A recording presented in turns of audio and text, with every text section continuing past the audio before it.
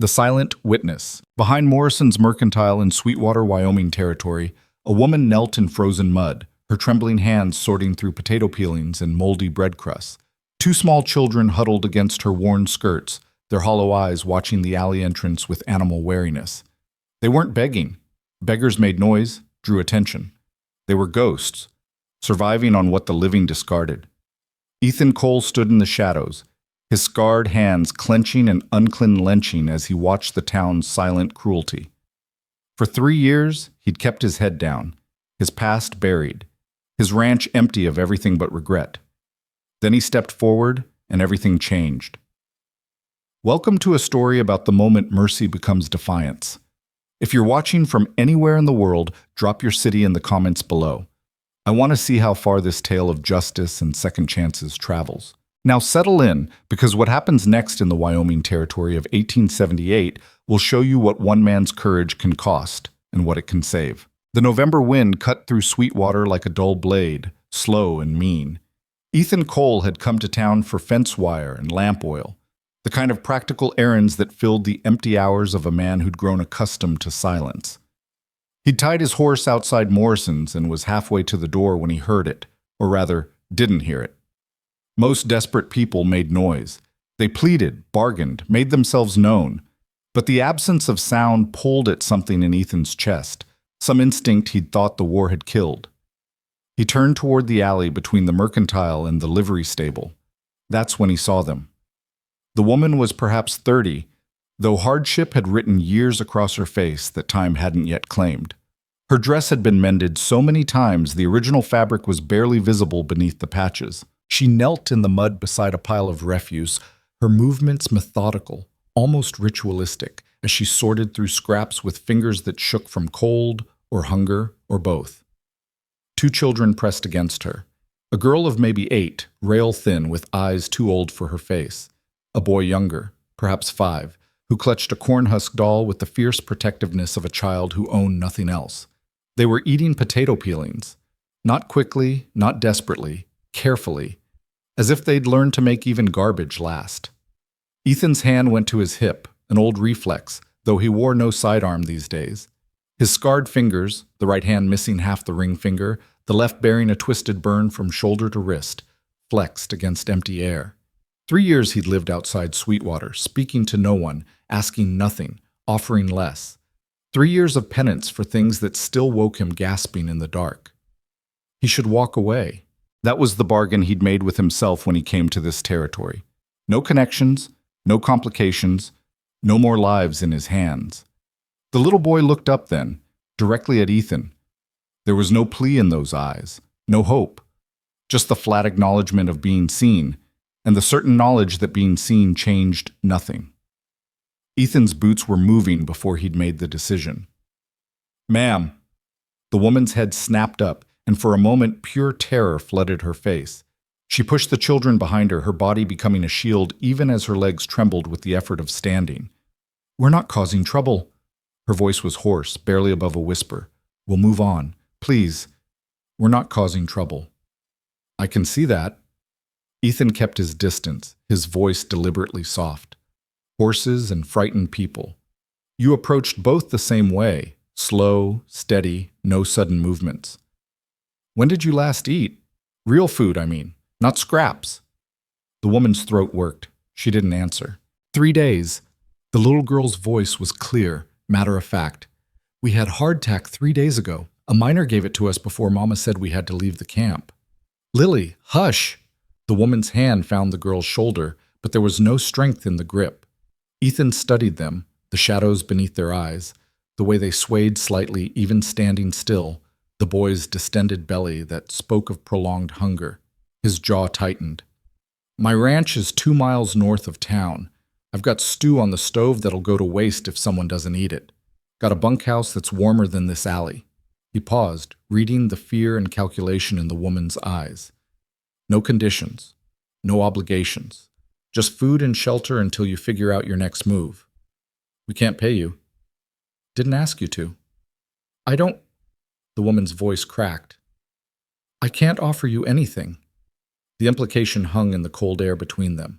Ethan felt something dark and familiar twist in his gut, The same disgust he'd felt watching officers trade favors for whiskey during the war, watching power corrupt every decent thing it touched. "I'm offering you a meal and a warm place to sleep, ma'am. Nothing else. Nothing more." He met her eyes directly, let her see the truth there. "I'm not that kind of man."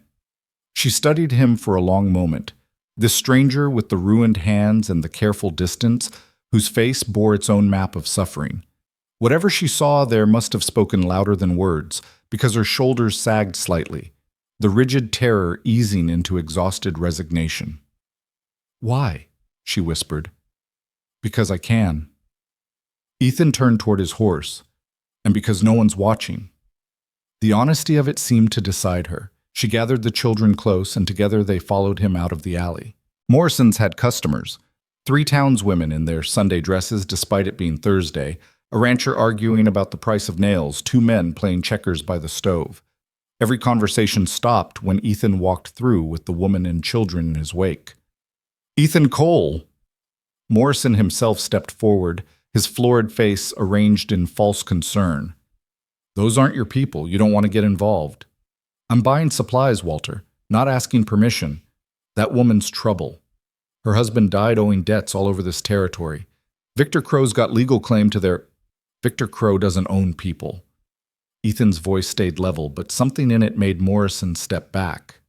"Now, I need 20 pounds of flour, 10 of beans, coffee, sugar, and salt pork. Add it to my account." "I can't sell to her. Mr. Crow said, 'You're selling to me. What I do with my supplies is my business.'" The silence in the mercantile was absolute. Ethan could feel eyes on his back, judgment, curiosity, calculation. In 3 years, he'd spoken more words in this moment than in all his previous visits combined. He'd been invisible, and now he'd made himself seen. No going back now. Morrison bagged the supplies with shaking hands. The woman stood behind Ethan, the children pressed against her legs, all 3 of them barely breathing. When they walked out into the cold afternoon, Ethan loaded the supplies onto his horse and gestured to the woman. "You can ride. I'll walk with the children." "I couldn't. It's 2 miles, and they're already exhausted.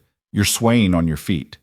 He lifted the boy before she could protest, settling him against his chest. The child weighed almost nothing, all bones and air. "What's your name, son?" "Thomas." The boy's voice was a whisper. "Thomas Hale." "I'm Ethan." He looked to the girl. "And you?" "Lily Hale." She took his offered hand with grave formality. "That's our mama, Clara Hale. Our papa was James Hale, but he died in the mine." "Lily." Clara's voice held warning, but also defeat. You couldn't stop children from speaking truth. They walked through town in silence, a strange procession that drew stares from every window and doorway. Ethan kept his eyes forward, his pace slow enough for Lily's short legs, his arms steady around the boy who'd fallen asleep against his shoulder almost immediately. The ranch appeared as the sun touched the western mountains. A simple cabin, a barn that had seen better days, corrals empty except for 2 horses and a milk cow. Smoke rose from the chimney in a thin, steady line. No decoration, no softness, just function and survival. "It's not much," Ethan said, and realized he felt embarrassed, which was a feeling he'd thought long dead. "It's shelter." Clara slid from the horse with visible effort. "That's more than we've had." Inside, the cabin was as spare as its exterior suggested. A main room with a stone fireplace, a rough-hewn table with 2 chairs, a narrow bed in one corner, shelves lined with practical supplies.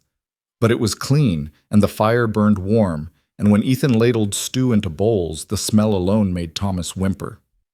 "Slow," Ethan warned, setting the bowls on the table.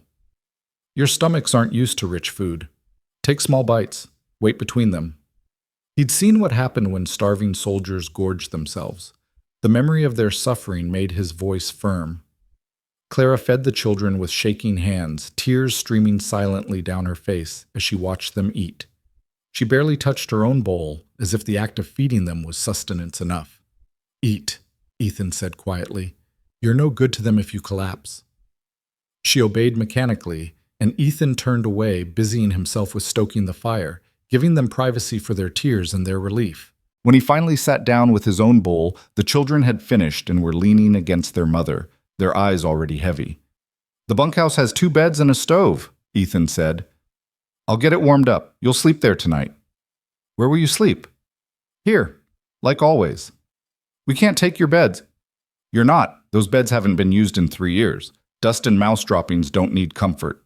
He stood, collecting the empty bowls. "There's water in the pitcher for washing. Take what you need." Outside, he walked to the small structure behind the barn that had once housed ranch hands back when this place ran cattle. Now it sat empty, a monument to all the things Ethan had left behind. He lit the stove, shook out the blankets, and swept away 3 years of neglect with quick, efficient movements. When Clara came to inspect it, the children already half asleep in her arms. Her eyes were dry but red-rimmed. "Why are you doing this?" she asked again. Ethan looked at her. This woman who'd been sorting through garbage to feed her children, who'd lost everything but refused to beg, who asked why instead of simply taking because she'd learned to fear the cost of kindness. "Because I have a choice," he said simply. "And so do you. You can stay as long as you need to. No strings, no obligations, just rest and food and time to heal. People will talk. Let them. Mr. Crow will come. Let him." Something shifted in Clara's expression, a cautious, fragile thing that might have been hope or might have been the last ember of strength before total collapse. "Thank you," she whispered. Ethan nodded and left before she could see the way his hands shook, before she could know that every word he'd spoken had cost him. Because 3 years of silence had been easy, and this, connection, responsibility, caring, was harder than any battle he'd survived. The next morning, Ethan woke before dawn, as always. He made coffee, fried bacon and eggs, and was setting the table when he heard small footsteps on the porch. Thomas appeared in the doorway, the cornhusk doll clutched to his chest, his eyes enormous. "Mama said I should ask before coming in." "You can come in." Ethan pulled out a chair. "Hungry?" The boy nodded and climbed into the seat, his feet dangling well above the floor. Ethan served him, watching as Thomas took careful, measured bites, following the previous night's instruction even now. "Your doll have a name?"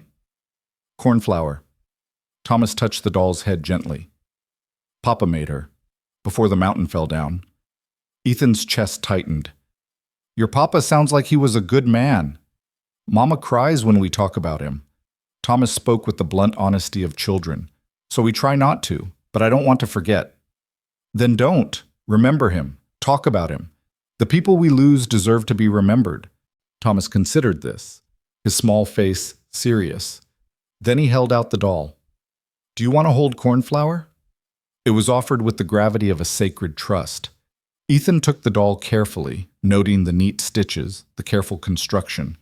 A man who'd take time to make something beautiful for his child while working a brutal mine. Yes, that was someone worth remembering.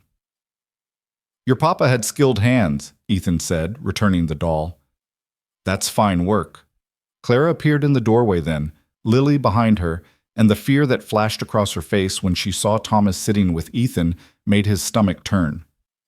How many times had kindness been a trap? How many promises had been broken? "He was hungry," Ethan said simply. "There's more." The meal was quiet, marked by the careful sounds of eating and the crackle of fire. When they finished, Clara began gathering the plates, but Ethan shook his head. "I'll do it. You should rest."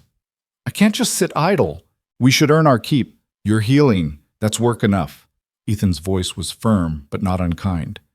"When you're stronger, if you want to help with chores, we can talk about it, but not today. Not yet."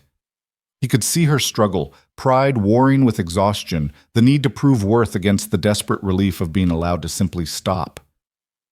"There's a trunk in the bunkhouse," Ethan said.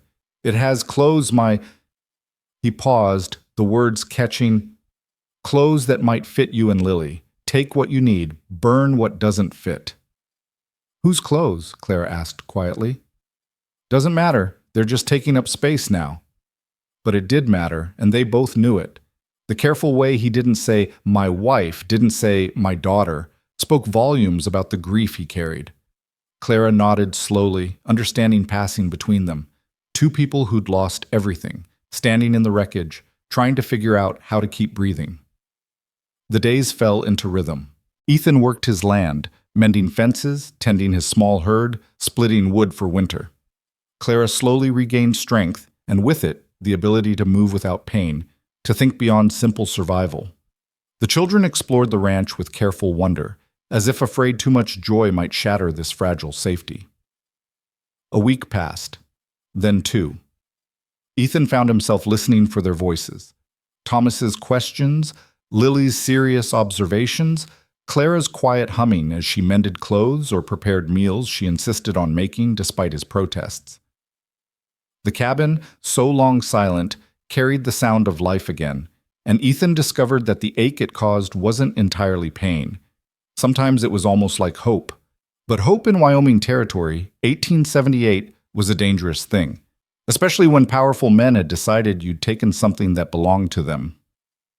Victor Crow arrived on a cold Tuesday afternoon with 5 men at his back. Ethan saw them coming from half a mile away, riders moving with the casual arrogance of men who'd never been told no. He walked to the cabin where Clara was teaching Lily to knead bread, and his voice cut through their laughter. "Take the children to the back room. Don't come out until I say." Clara's hands stilled. "Who is it?" "Doesn't matter. Go." But she looked out the window and went pale. "It's him. It's Crow." "I know. Take the children. Now." She obeyed, gathering Thomas and Lily with quick efficiency, her face set in hard lines. As she passed Ethan, she whispered, "He'll kill you. He killed James. He'll kill you too." "Maybe." Ethan checked the rifle above the door, made sure it was loaded. But not today. He stepped onto the porch as the riders pulled up. Victor Crow sat his horse like a king surveying conquered territory. A tall man in his 50s, silver-haired, wearing a wool coat that cost more than most families earned in a year. His face was handsome in the way of men who'd never known hardship, his eyes cold and calculating. "Ethan Cole." Crow's voice carried easy authority. "We haven't been formally introduced. I'm Victor Crow.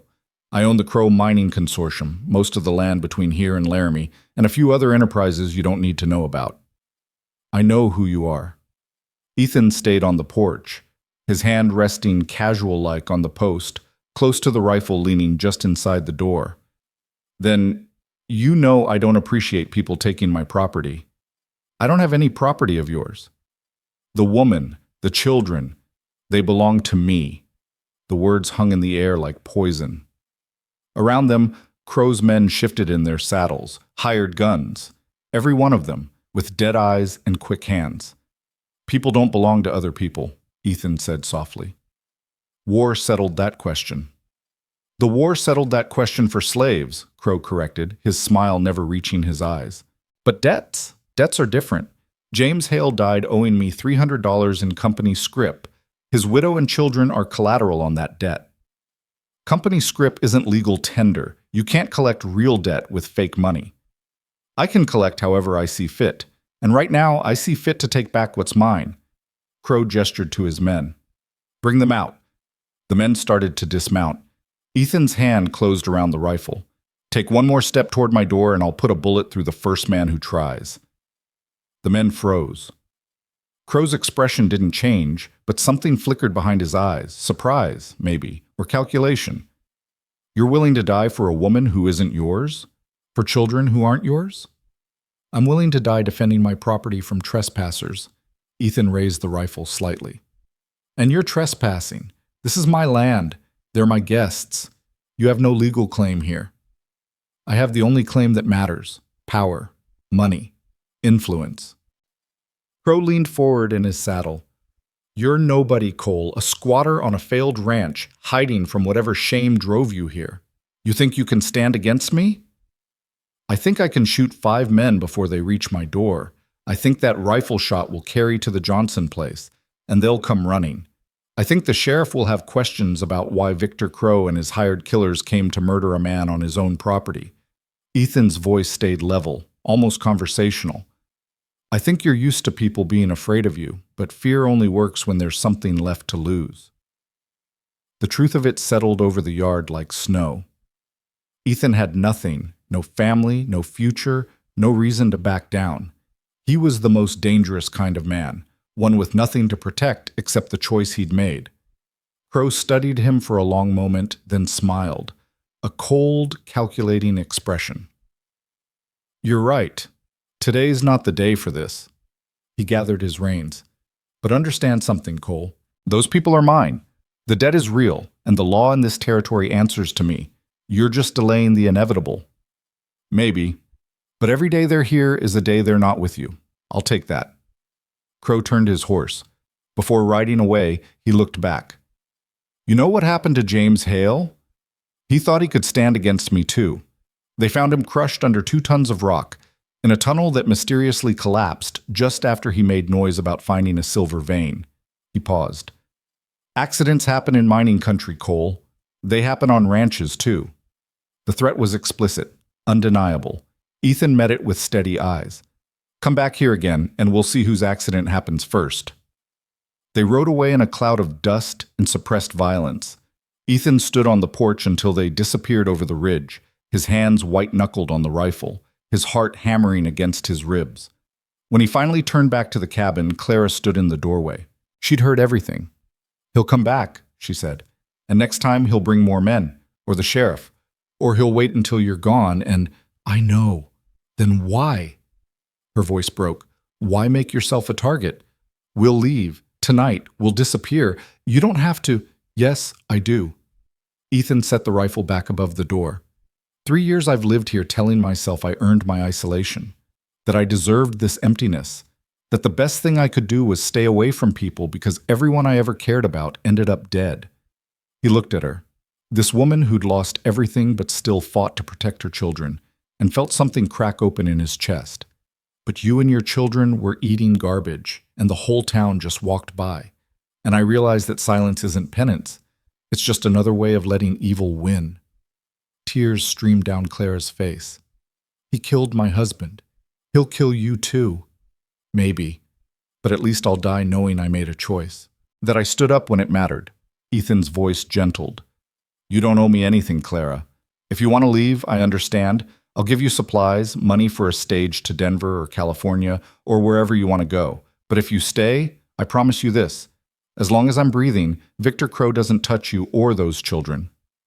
She stared at him, this scarred, quiet man who'd stepped out of isolation to become a shield against the darkness that had swallowed her whole life. Then she straightened her shoulders, wiped her eyes, and nodded. "We'll stay, but not as charity. We stay as partners." She held out her hand. "You protect us from Crow. I'll help you work this ranch, make it something worth fighting for. Deal?" Ethan looked at her offered hand, calloused from work, trembling slightly but steady in its intent. He took it, felt the strength there beneath the fragility. "Deal." Outside, clouds gathered over the mountains. Winter was coming, and with it, the certainty of violence. Victor Crow didn't make empty threats, and the law in Wyoming territory served whoever paid its salary. But inside the cabin, Thomas was asking Lily to read him a story, and Clara was setting the table for supper, and Ethan Cole, who'd spent 3 years as a ghost, felt something he'd thought the war had killed forever. He felt alive. The first snow came 3 days later, soft and silent in the pre-dawn darkness. Ethan woke to the muffled quiet that only fresh snowfall brings, and when he stepped outside, the world had transformed into something clean and white and deceptively peaceful.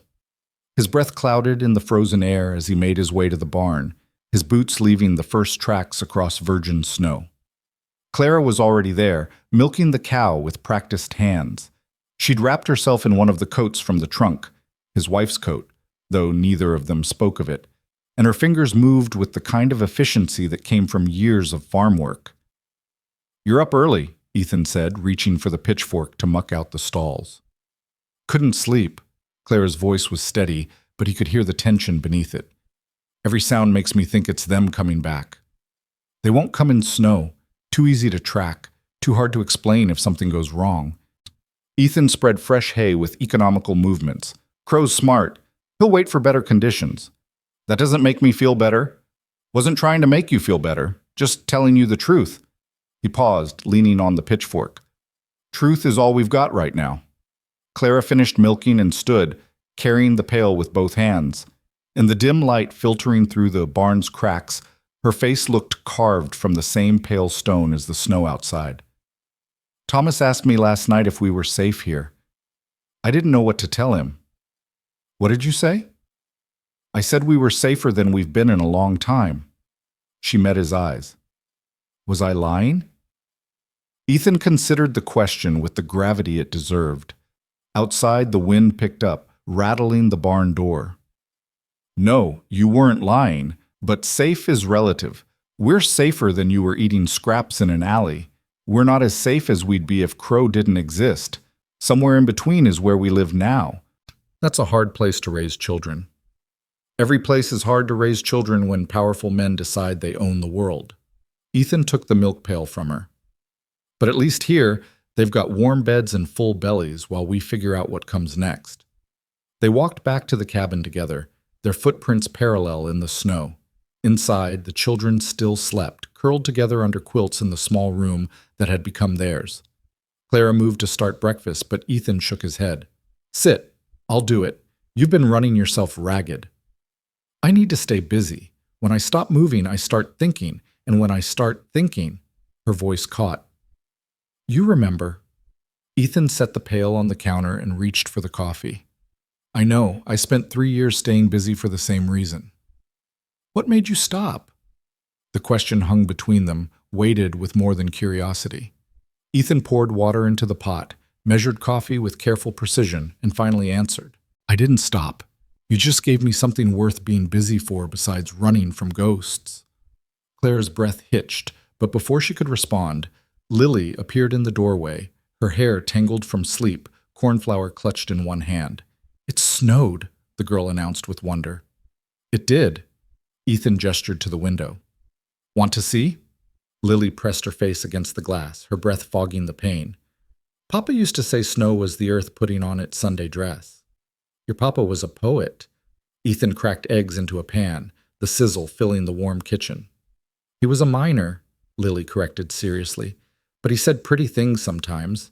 Mama says I remember him wrong, that I'm making him better than he was. But I don't think so.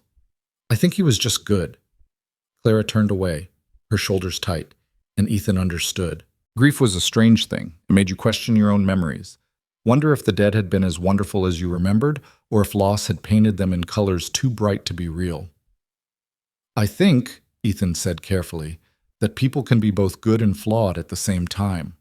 Your papa probably made mistakes like everyone does. But if he made you and your brother feel loved, if he said pretty things and built cornhusk dolls, then those memories are true too. Lily considered this with the solemn intensity of the very young. Did you have someone who died? Lily! Clara's voice was sharp. That's not a polite question. It's all right. Ethan plated the eggs, added bacon, set food on the table. Yes, I did.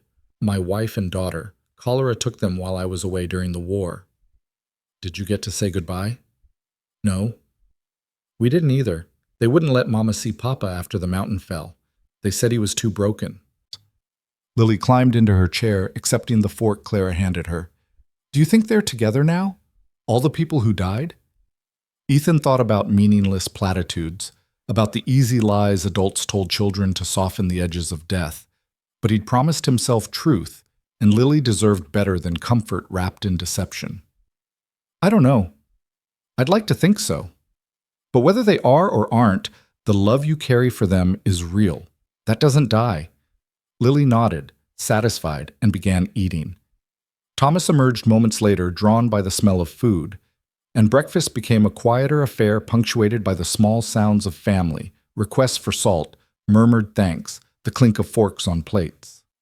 After the meal, Ethan bundled the children in their warmest clothes and took them outside to experience their first snow at the ranch. They made angels in the drifts behind the barn, threw snowballs with terrible aim, and laughed with the kind of wild joy that only children could summon from simple pleasures. Clara watched from the cabin window, and when Ethan glanced back, he saw tears on her face. But she was smiling too, and he understood. This was what Crow had stolen, not just security or stability, but the simple right to watch your children play without fear. They spent the morning doing chores, Ethan teaching Thomas how to scatter feed for the chickens, Lily helping Clara gather eggs, all of them working together to dig paths through the snow. By midday, they were exhausted and rosy-cheeked, and the cabin felt warmer than the fire alone could account for. That afternoon, while the children napped, Clara approached Ethan, where he sat mending a bridle. "I need to tell you something about James, about what happened before he died." Ethan set down his work. "You don't owe me explanations." "Maybe not, but you deserve to know what you've stepped into." Clara sat across from him, her hands twisting in her lap. James wasn't a perfect man. He drank sometimes more than he should. He had a temper, but he loved us, and he worked himself half to death trying to provide. Most men aren't perfect. He found something, in the mine, about a month before he died. Clara's voice dropped to barely above a whisper. "A vein of silver so rich it glittered in lamplight like stars. He showed me a piece once, brought it home wrapped in his handkerchief, made me promise not to tell anyone." Ethan felt his chest tighten. "He filed a claim?" "He tried, but claims have to go through the mining office, and the mining office is run by Crow's men. James said they'd just steal it if he went through proper channels. So he was gathering evidence, documenting everything, planning to take it to the territorial governor in Cheyenne." Clara's hands clenched into fists. 3 days before he was supposed to leave, the tunnel collapsed. They said it was an accident, faulty timbering, just bad luck. But James checked those timbers every morning. He was careful about safety. "You think Crow found out and had him killed?" "I don't think." "I know." Clara pulled something from her pocket, a small leather journal, worn and water-stained. "I found this in James's things after he died. It's his notes, survey measurements, mineral samples, dates, and times. Everything needed to prove the vein exists and that he found it first." Ethan took the journal carefully, flipping through pages of cramped handwriting and careful sketches, maps of tunnel systems, calculations of ore quality, witness statements from other miners who'd seen the strike. It was damning evidence, if anyone cared to look. "Why didn't you take this to the law?" "The sheriff is Crow's cousin. The judge takes bribes. The territorial marshal is 300 miles away and only comes through twice a year." Clara's voice was flat, with learned helplessness. "I tried. I went to the mining office, demanded an investigation. They laughed at me, called me a hysterical widow, said grief had made me delusional. Then Crow showed up at our company house with papers saying we owed debts we'd never incurred, gave us 3 days to pay or leave. And when you couldn't pay, he sent men to ensure we left with nothing. They took our furniture, our clothes, even Thomas's toys, said it was all collateral against the debt." Clara's voice cracked. "We had nowhere to go, no family, no money, no way to fight back.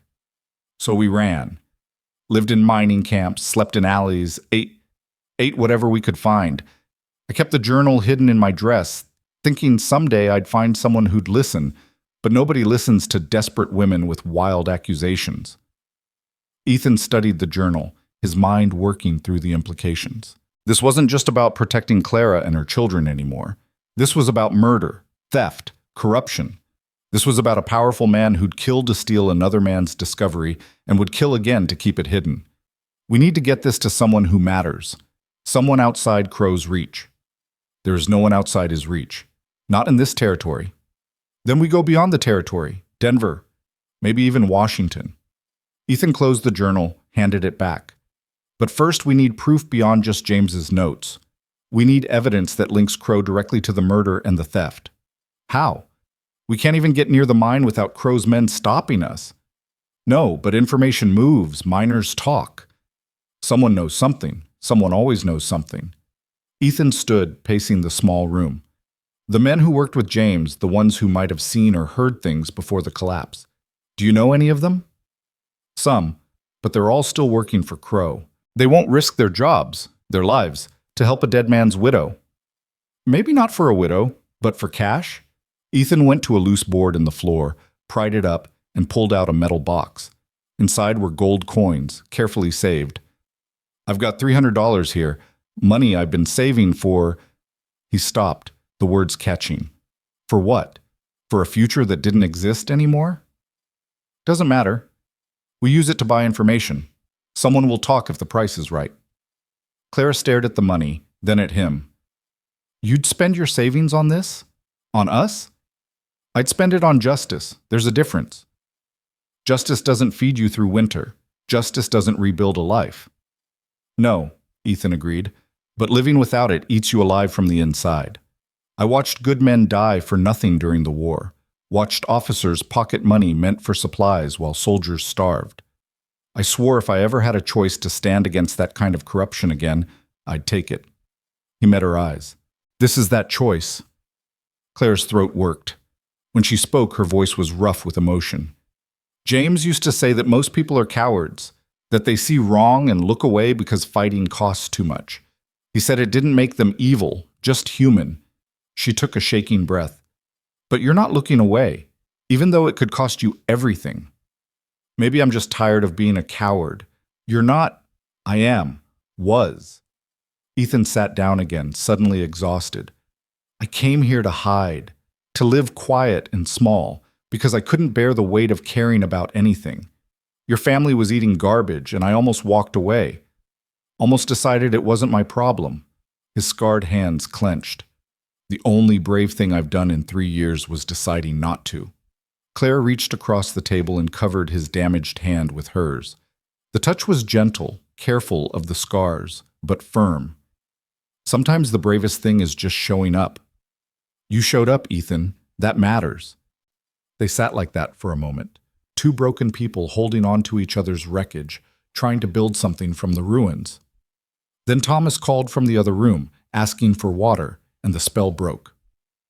That evening, after the children were asleep, Ethan and Clara made plans. They'd start with the miners who'd worked James's shift, the men who'd been closest to the collapse.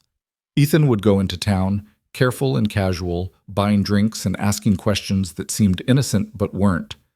Clara would write down everything she remembered from James's last weeks, conversations, strange visitors, changes in routine. It's dangerous, Clara said. If Crow finds out you're asking questions, let him find out. Maybe it'll make him nervous. Nervous people make mistakes. Nervous people also kill to protect their secrets. I know. Ethan checked his rifle for the 3rd time that night. That's why we're careful. That's why we don't do anything stupid. But we can't just sit here waiting for him to come back with more men and a better plan. Clara nodded slowly. When do we start? Tomorrow. I'll ride into town, see what I can learn. You stay here with the children, keep the rifle close. Don't open the door for anyone but me. And if you don't come back, the question was blunt, practical. Ethan appreciated her for asking it. If I'm not back by dark, you take the children, take my horse, and you ride for the Johnson Ranch. Tell them what happened. They're good people. They'll help you get to Denver or beyond. He pulled out a small leather pouch, pressed it into her hands. This is enough for stage fare and supplies. Don't argue, just take it. Claire's fingers closed around the pouch. I'm not going to lose someone else to Crow. You're not going to lose me. Ethan said it with more confidence than he felt. I survived 3 years of war. I can handle some questions in a saloon. But they both knew that war and corruption were different beasts, and only one of them fought with rules. The next morning dawned clear and bright, the snow glittering under a hard sun. Ethan saddled his horse while Clara packed him food wrapped in cloth, bread, cheese, dried meat. The children stood on the porch, watching with solemn eyes that understood more than they should. You're coming back, right? Thomas asked, clutching cornflour. I'm coming back. Ethan crouched to the boy's level. I promise. Papa promised too, then he didn't. The words hit like bullets. Ethan looked at this child who'd learned too young that promises could be broken, that the world was cruel and adults were fragile. He could offer platitudes, easy reassurances that meant nothing, or he could offer truth. Your papa didn't break his promise on purpose. Sometimes the world breaks promises for us. Ethan touched the boy's shoulder. But I'm going to try my hardest to keep mine. That's all any of us can do, try our hardest. Thomas nodded, satisfied with honesty over false comfort. Lily stepped forward and handed Ethan something, a small, smooth stone, gray and unremarkable. For luck, she said. Papa carried one. Maybe it'll work better for you. Ethan pocketed the stone, feeling its weight settle against his chest like a talisman. Then he mounted his horse, nodded to Clara, and rode toward Sweetwater. The town looked different in daylight, without the urgency of protecting hungry children. Ethan saw it now for what it was, a collection of buildings barely holding back the wilderness, populated by people trying to survive in a place where power flowed from gold and silver and the willingness to do violence. He tied his horse outside the Silver Dollar Saloon and stepped into the dim, smoky interior.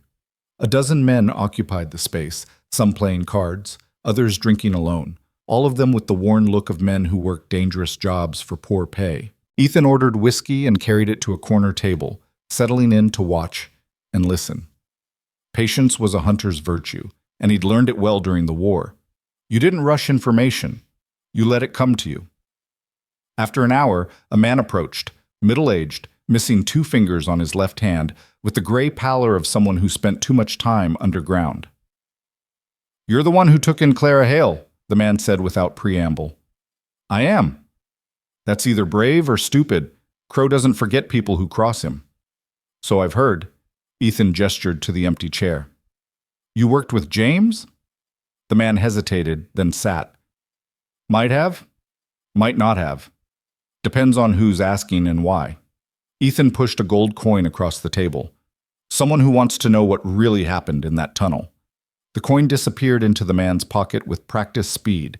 He leaned back, his eyes scanning the room to make sure no one was paying attention.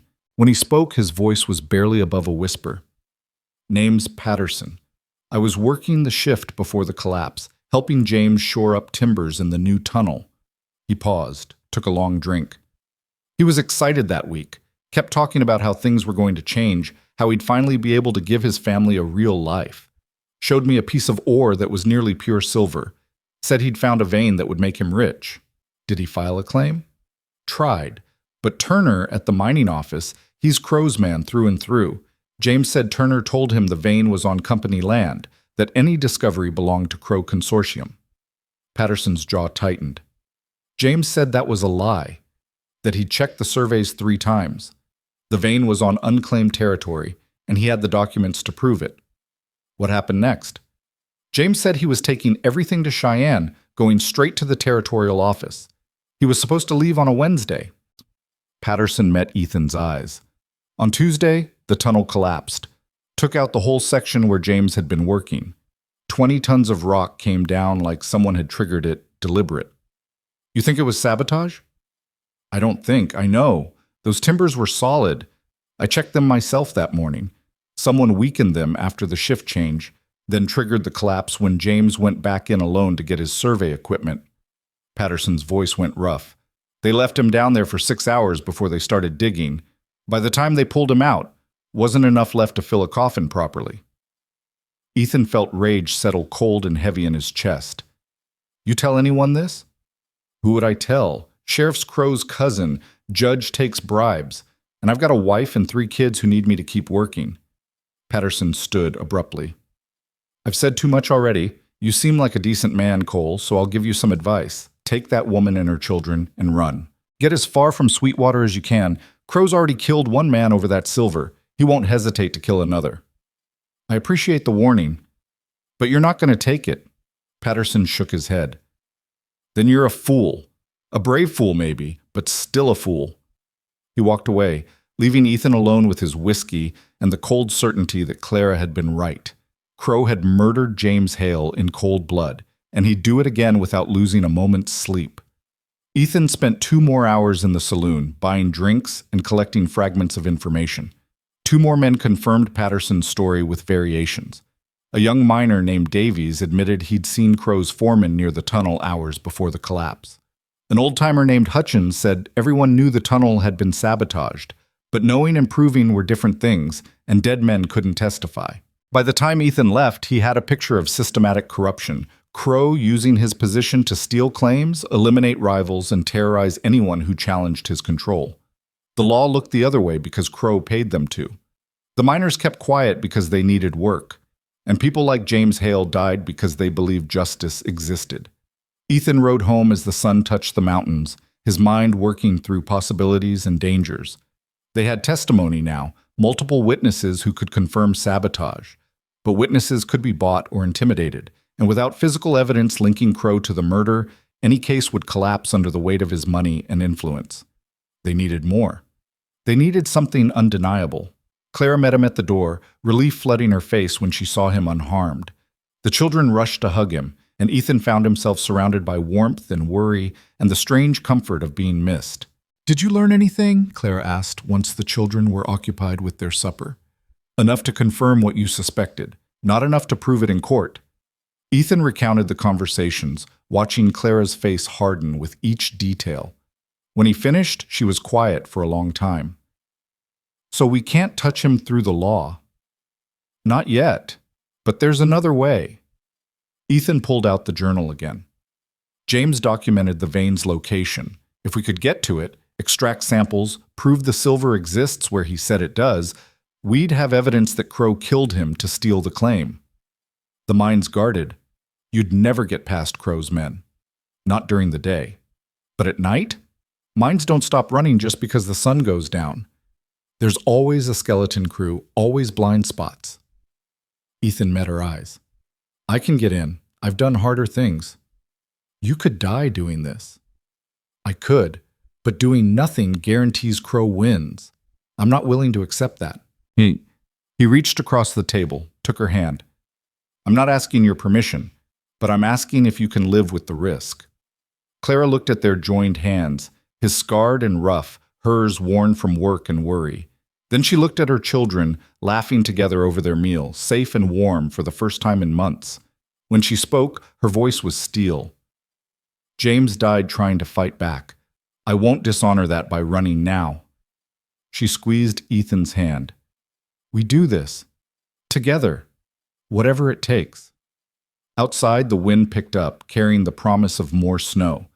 Inside, they began planning the kind of dangerous, desperate gambit that only made sense when justice had been denied too long and patience had run out.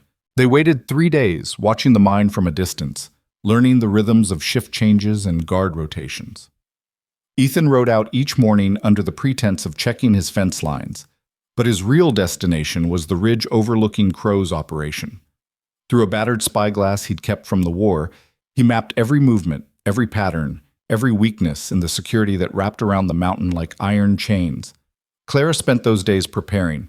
She cleaned and oiled Ethan's rifle, packed supplies for a quick escape if things went wrong, and drilled the children on what to do if strangers came while Ethan was gone.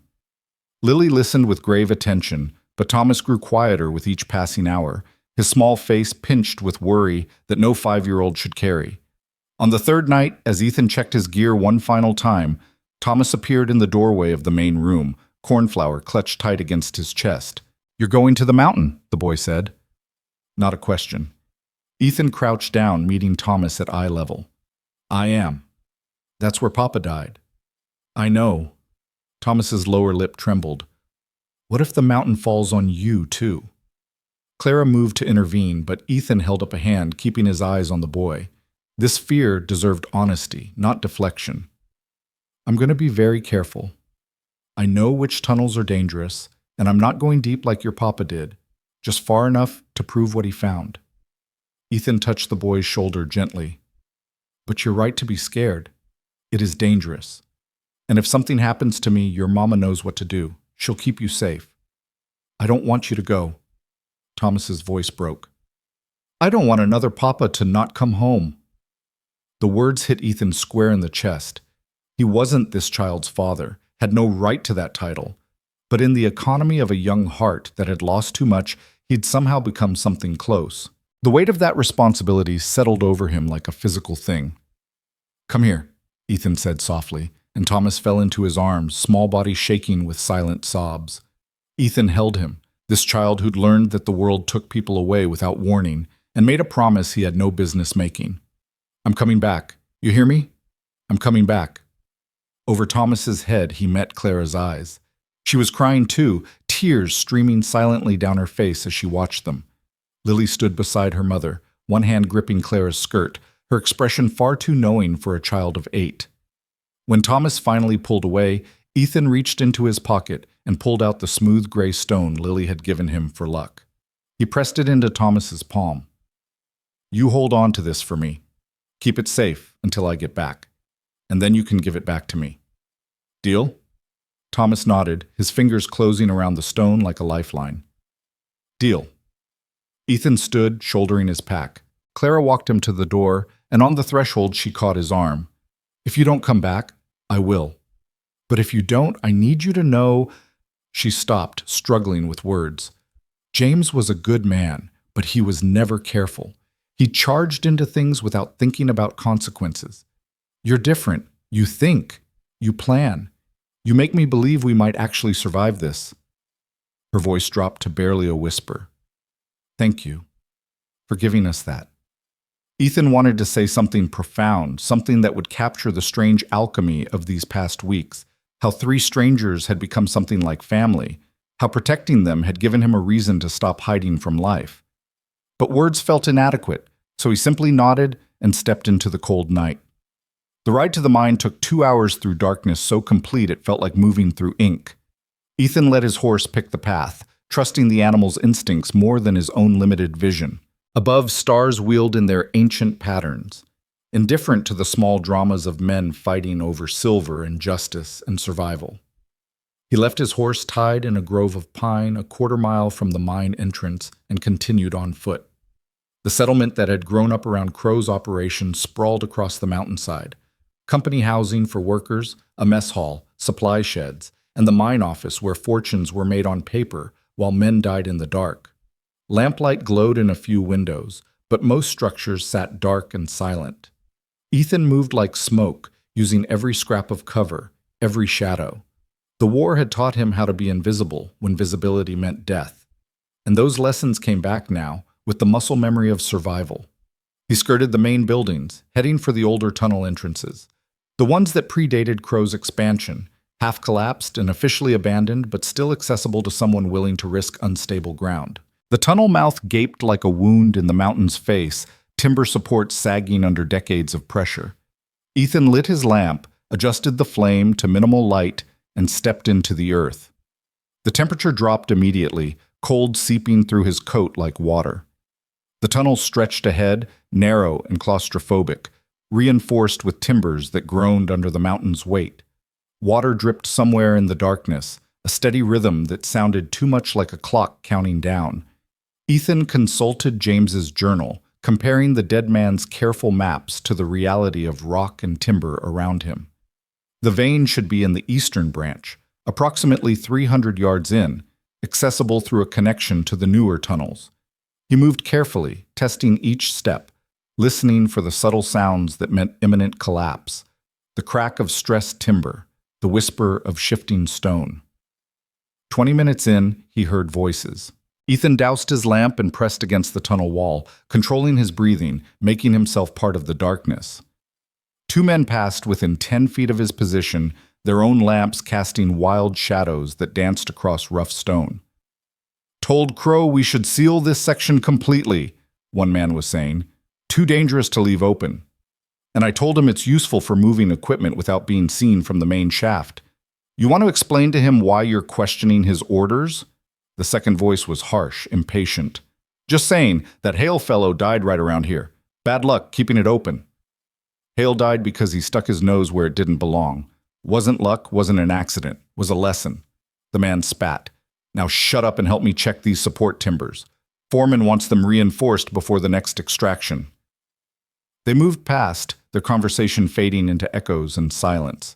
Ethan waited a full 5 minutes before relighting his lamp with shaking hands.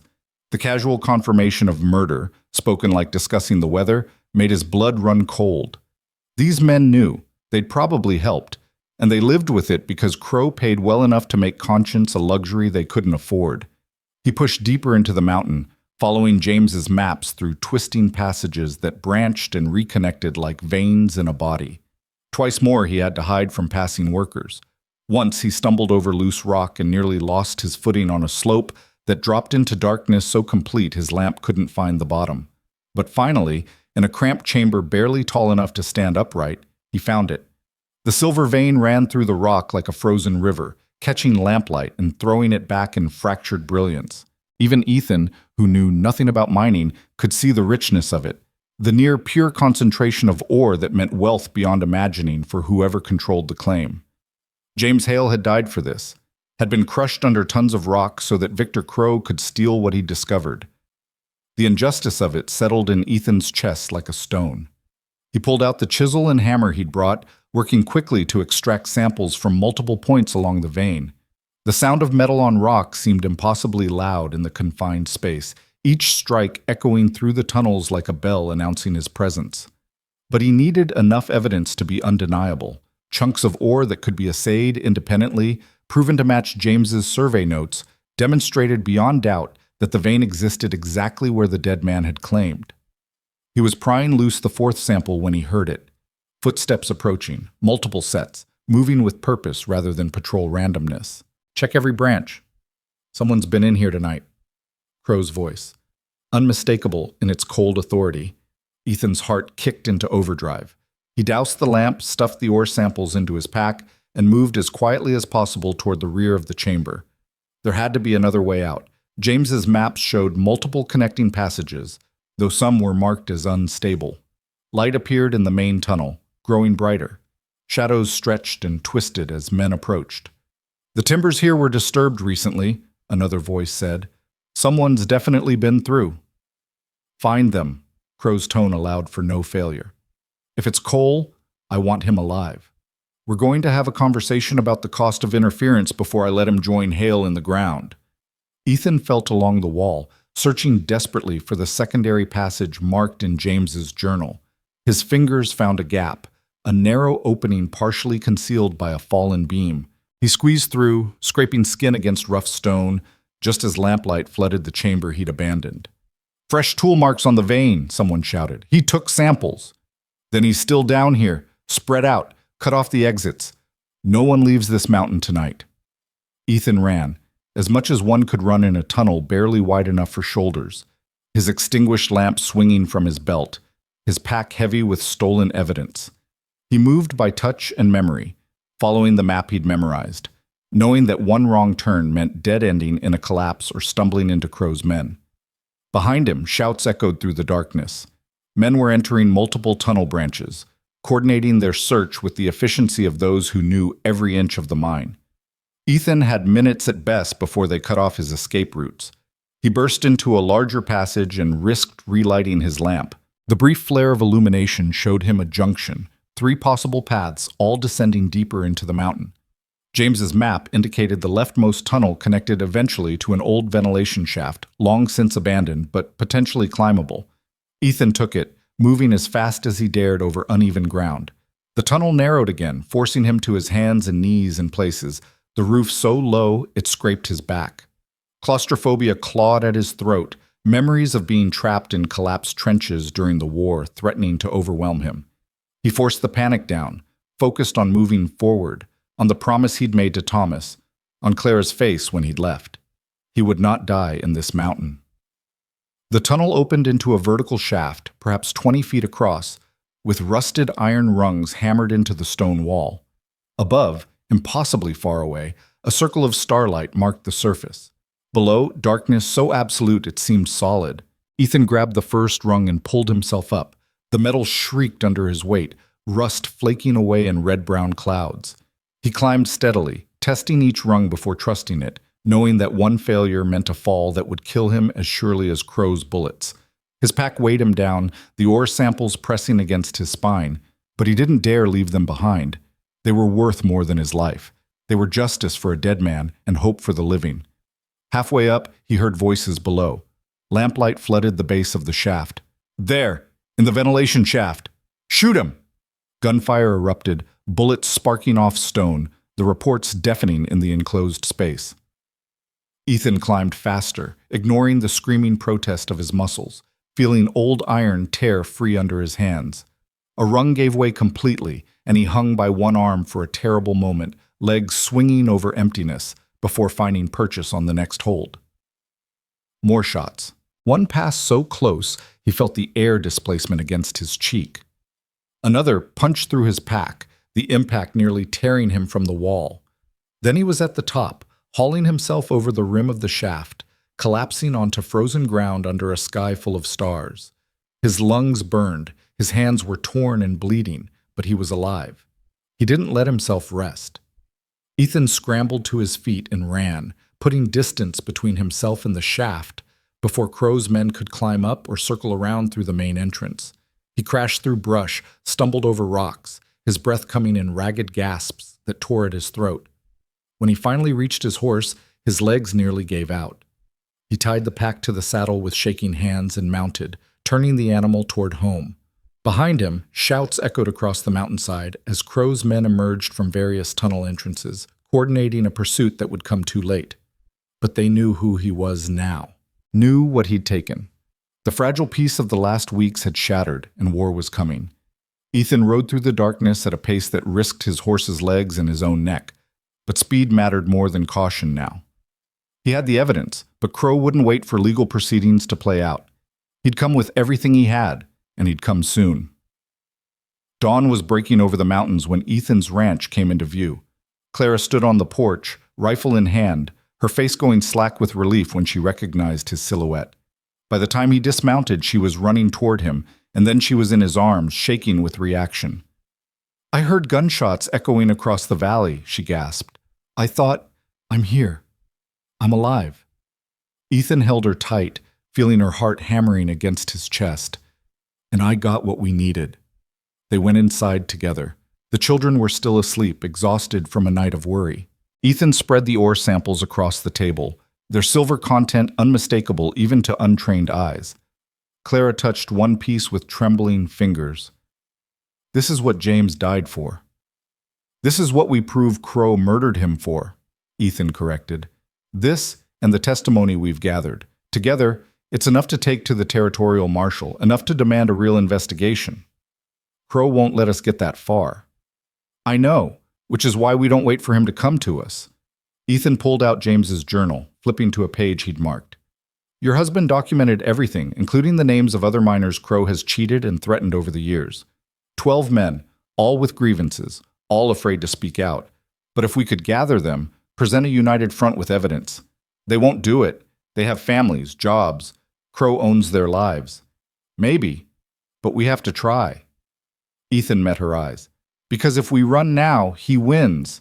If we hide, he wins. The only way to beat him is to expose him so thoroughly, so publicly, that even his money and influence can't save him." Clara looked at the ore samples, at the journal, at Ethan's torn and bleeding hands. Then she straightened her shoulders with visible effort. "Then we gather the miners. We build a case so strong even corrupt officials can't ignore it. And we make Victor Crow face what he's done. It's going to be dangerous. He's going to come after us harder now. Let him come. I'm tired of running. I'm tired of being afraid." Clara's voice hardened into something fierce and unbreakable. "James tried to fight alone and it killed him. But we're not alone. We have each other. We have evidence, and we have witnesses who are tired of living under Crow's boot." Ethan felt something shift in his chest, pride mixed with fear, hope tangled with dread.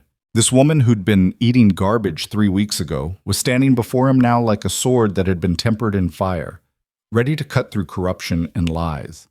"All right," he said, "we do this together, no matter what comes." "No matter what comes," Clara echoed. They spent the rest of the morning preparing. Ethan wrote letters to each of the 12 miners James had named, outlining what they'd discovered and requesting a meeting. Clara crafted a detailed account of James's death and Crow's subsequent theft and intimidation. Together they packaged the ore samples with survey notes proving their origin and documentation of James's original claim. By afternoon, a plan had taken shape. They would send word to the territorial marshal in Cheyenne, requesting his presence for a formal presentation of evidence. Simultaneously, they'd gather the miners for a public meeting where each could add their testimony to the growing case against Crow. The combined weight of physical evidence, witness accounts, and documentation would be impossible to dismiss or suppress. But first, they had to survive long enough to make it happen. Thomas woke from his nap and immediately sought out Ethan, the gray stone clutched in his small fist. "You came back," the boy said, wonder in his voice. "I promised, didn't I?" Ethan accepted the stone, slipping it back into his pocket where it settled like a talisman against his heart. Lily appeared behind her brother, her sharp eyes taking in Ethan's torn clothes and bandaged hands. "You went to the mountain. You got what Papa was looking for." "I did." "Good." The girl's voice was hard, old beyond her years. Now we make the bad man pay. Lily, Clara's voice was sharp. That's not appropriate. Why not? He killed Papa. He hurt us. He deserves to pay. Lily's small fists clenched. I'm not sorry for wanting that. Ethan crouched down, meeting the girl's fierce gaze. You're right. He does deserve to pay. And we're going to make sure he does, through the law, through justice. But that anger you're carrying, that hate, it'll eat you alive if you let it. I know, I carried it for 3 years, and it nearly destroyed me. Then what am I supposed to do with it? Lily's voice cracked. Where does it go? You use it. You turn it into something stronger than hate. You turn it into the determination to make sure what happened to your family never happens to anyone else. Ethan touched her shoulder gently. Your papa found something valuable, and a greedy man killed him for it. We're going to use what your papa discovered to expose that greedy man, to protect other families, to make the territory safer. That's how we honor your father's memory. Not with hate, but with justice. Lily's eyes filled with tears, but she blinked them back fiercely. You really think we can win? I think we have to try. And trying is how you win, even when the odds are bad. The girl nodded slowly, some of the hardness easing from her young face. She threw her arms around Ethan's neck in a sudden, fierce embrace, and he held her, this child who'd learned too young about loss and injustice and the cruelty of powerful men. That evening, as they sat down to supper, a rider appeared on the horizon. Clara tensed, reaching for the rifle, but Ethan recognized the horse. It's Patterson, from the mine. The miner dismounted slowly, his face grim. Clara kept the children inside while Ethan met him in the yard. I shouldn't be here, Patterson said without preamble. But I owed you a warning. Crow knows you were in the mine last night, knows you took ore samples. He's gathering his men, not just the guards, but hired guns from as far as Denver. 40 men, maybe more. Patterson's voice dropped. He's not planning to arrest you, Cole. He's planning to erase you. You, the woman, the children. Everyone who knows about that vein. Ethan felt ice settle in his veins. When? Tomorrow night. He's giving you today to run, hoping you'll take the bait and disappear. Makes it cleaner if you just vanish rather than forcing a public confrontation. Patterson gripped Ethan's arm. Take the woman and kids and run. Tonight. Don't even pack. Just go. Can't do that. Then you're a dead man. 40 armed men against one? Those aren't odds. That's suicide. Maybe. But there's more than one way to fight. Ethan met Patterson's eyes. You said yourself there are others tired of Crow's control. Miners who've been cheated, threatened, beaten down. What if they had a reason to stand up? What if they had proof that Crow's not invincible? They won't fight. They have too much to lose. They have everything to lose if they don't. Crow's not going to stop with me. He'll keep stealing, keep killing, keep controlling every aspect of life in this territory until someone finally stands against him. Ethan pulled the ore sample from his pocket. We have evidence, we have testimony, we have the truth. All we need are people willing to speak it. Patterson stared at the ore, his expression warring between fear and something that might have been hope. You're asking them to risk their lives. I'm asking them to take their lives back. There's a difference. The miner was quiet for a long moment. Then he nodded slowly. I'll spread the word. Can't promise anyone will come. Can't promise it'll be enough even if they do, but I'll try. That's all any of us can do. Patterson mounted his horse, paused, and looked back. For what it's worth, Cole, Hale would have liked you. He believed in impossible things, too. He rode away into the gathering dusk, leaving Ethan alone with the weight of what was coming. Tomorrow night.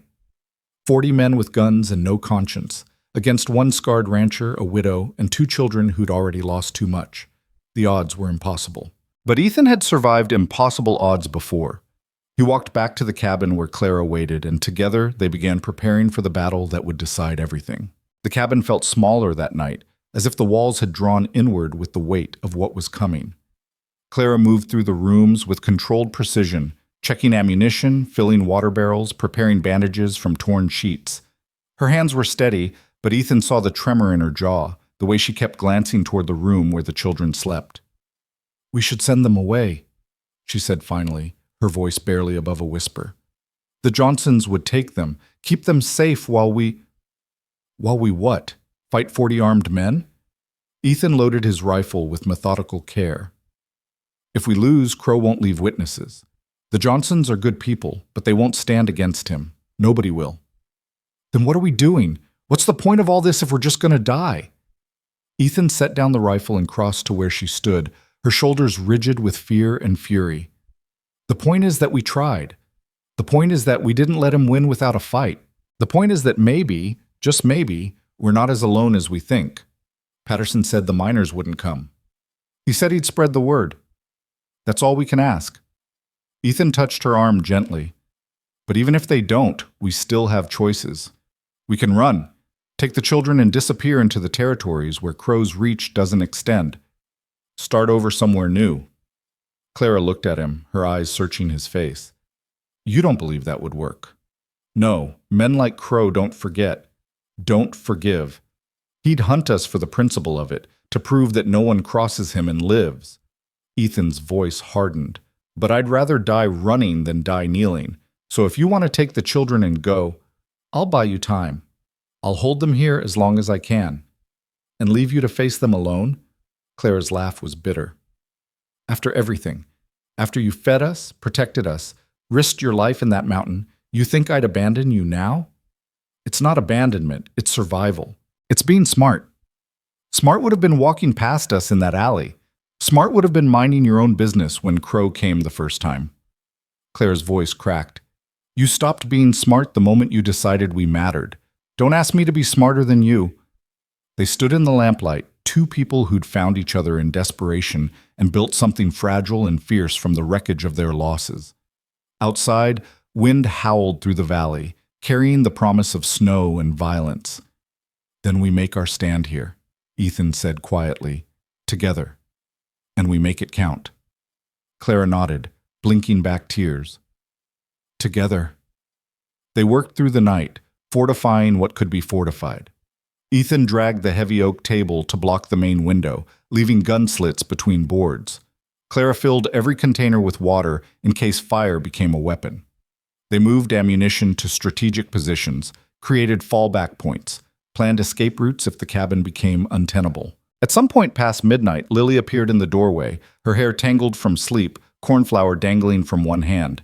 You're preparing for a fight, the girl said, her voice matter-of-fact. Clara started to deny it, but Ethan shook his head. Yes, we are. The bad man is coming. Yes. Lily walked to the table where they'd laid out weapons and supplies. She touched the rifle barrel with one small finger, her expression solemn. Are we going to die? I don't know, Ethan answered honestly.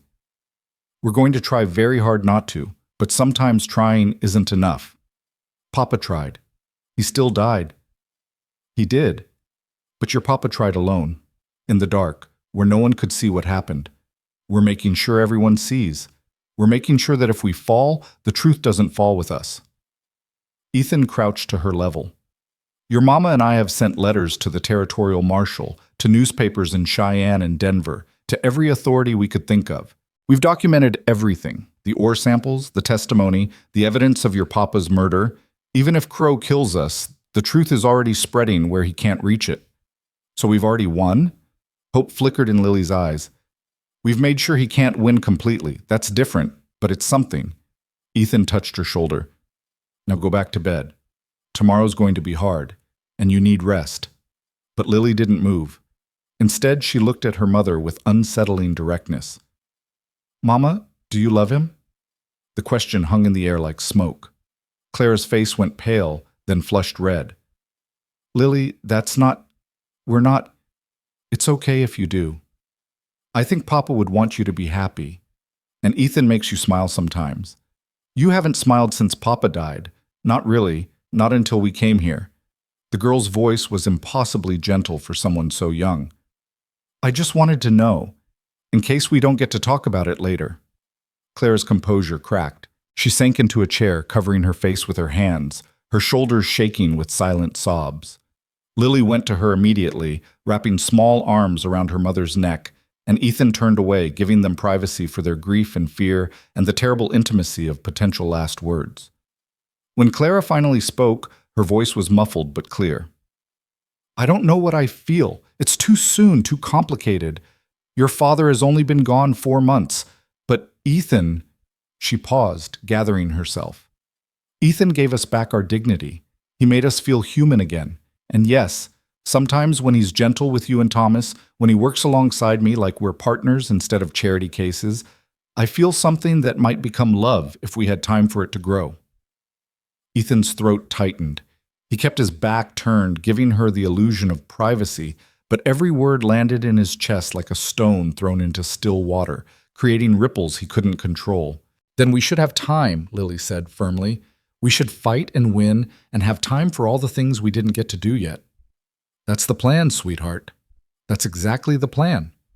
Lily kissed her mother's cheek and returned to bed, leaving the adults alone with confessions that had been spoken to a child but were meant for each other. Clara wiped her eyes and stood, smoothing her dress with shaking hands. I shouldn't have said that, not now, not when… I'm glad you did. Ethan finally turned to face her. I've spent 3 years telling myself I didn't deserve happiness, that everyone I cared about died because I wasn't there to protect them. But you and your children, you walked into my life eating garbage and somehow made me want to be alive again, made me want to fight for something besides my own guilt. That's not love, that's gratitude. Maybe it started as gratitude, but watching you stand up to Crow, seeing you refuse to break even when the world kept trying to crush you, teaching your children to be brave and honest even when it would be easier to teach them to hide. His voice roughened. That's not gratitude. That's respect. Admiration. And yes, maybe the beginning of something that could be love, if we're lucky enough to survive. Clara crossed the room in 3 quick steps and kissed him. It was brief, fierce, tasting of salt and desperation and hope. When she pulled back, her eyes were wet but steady. Then we survive.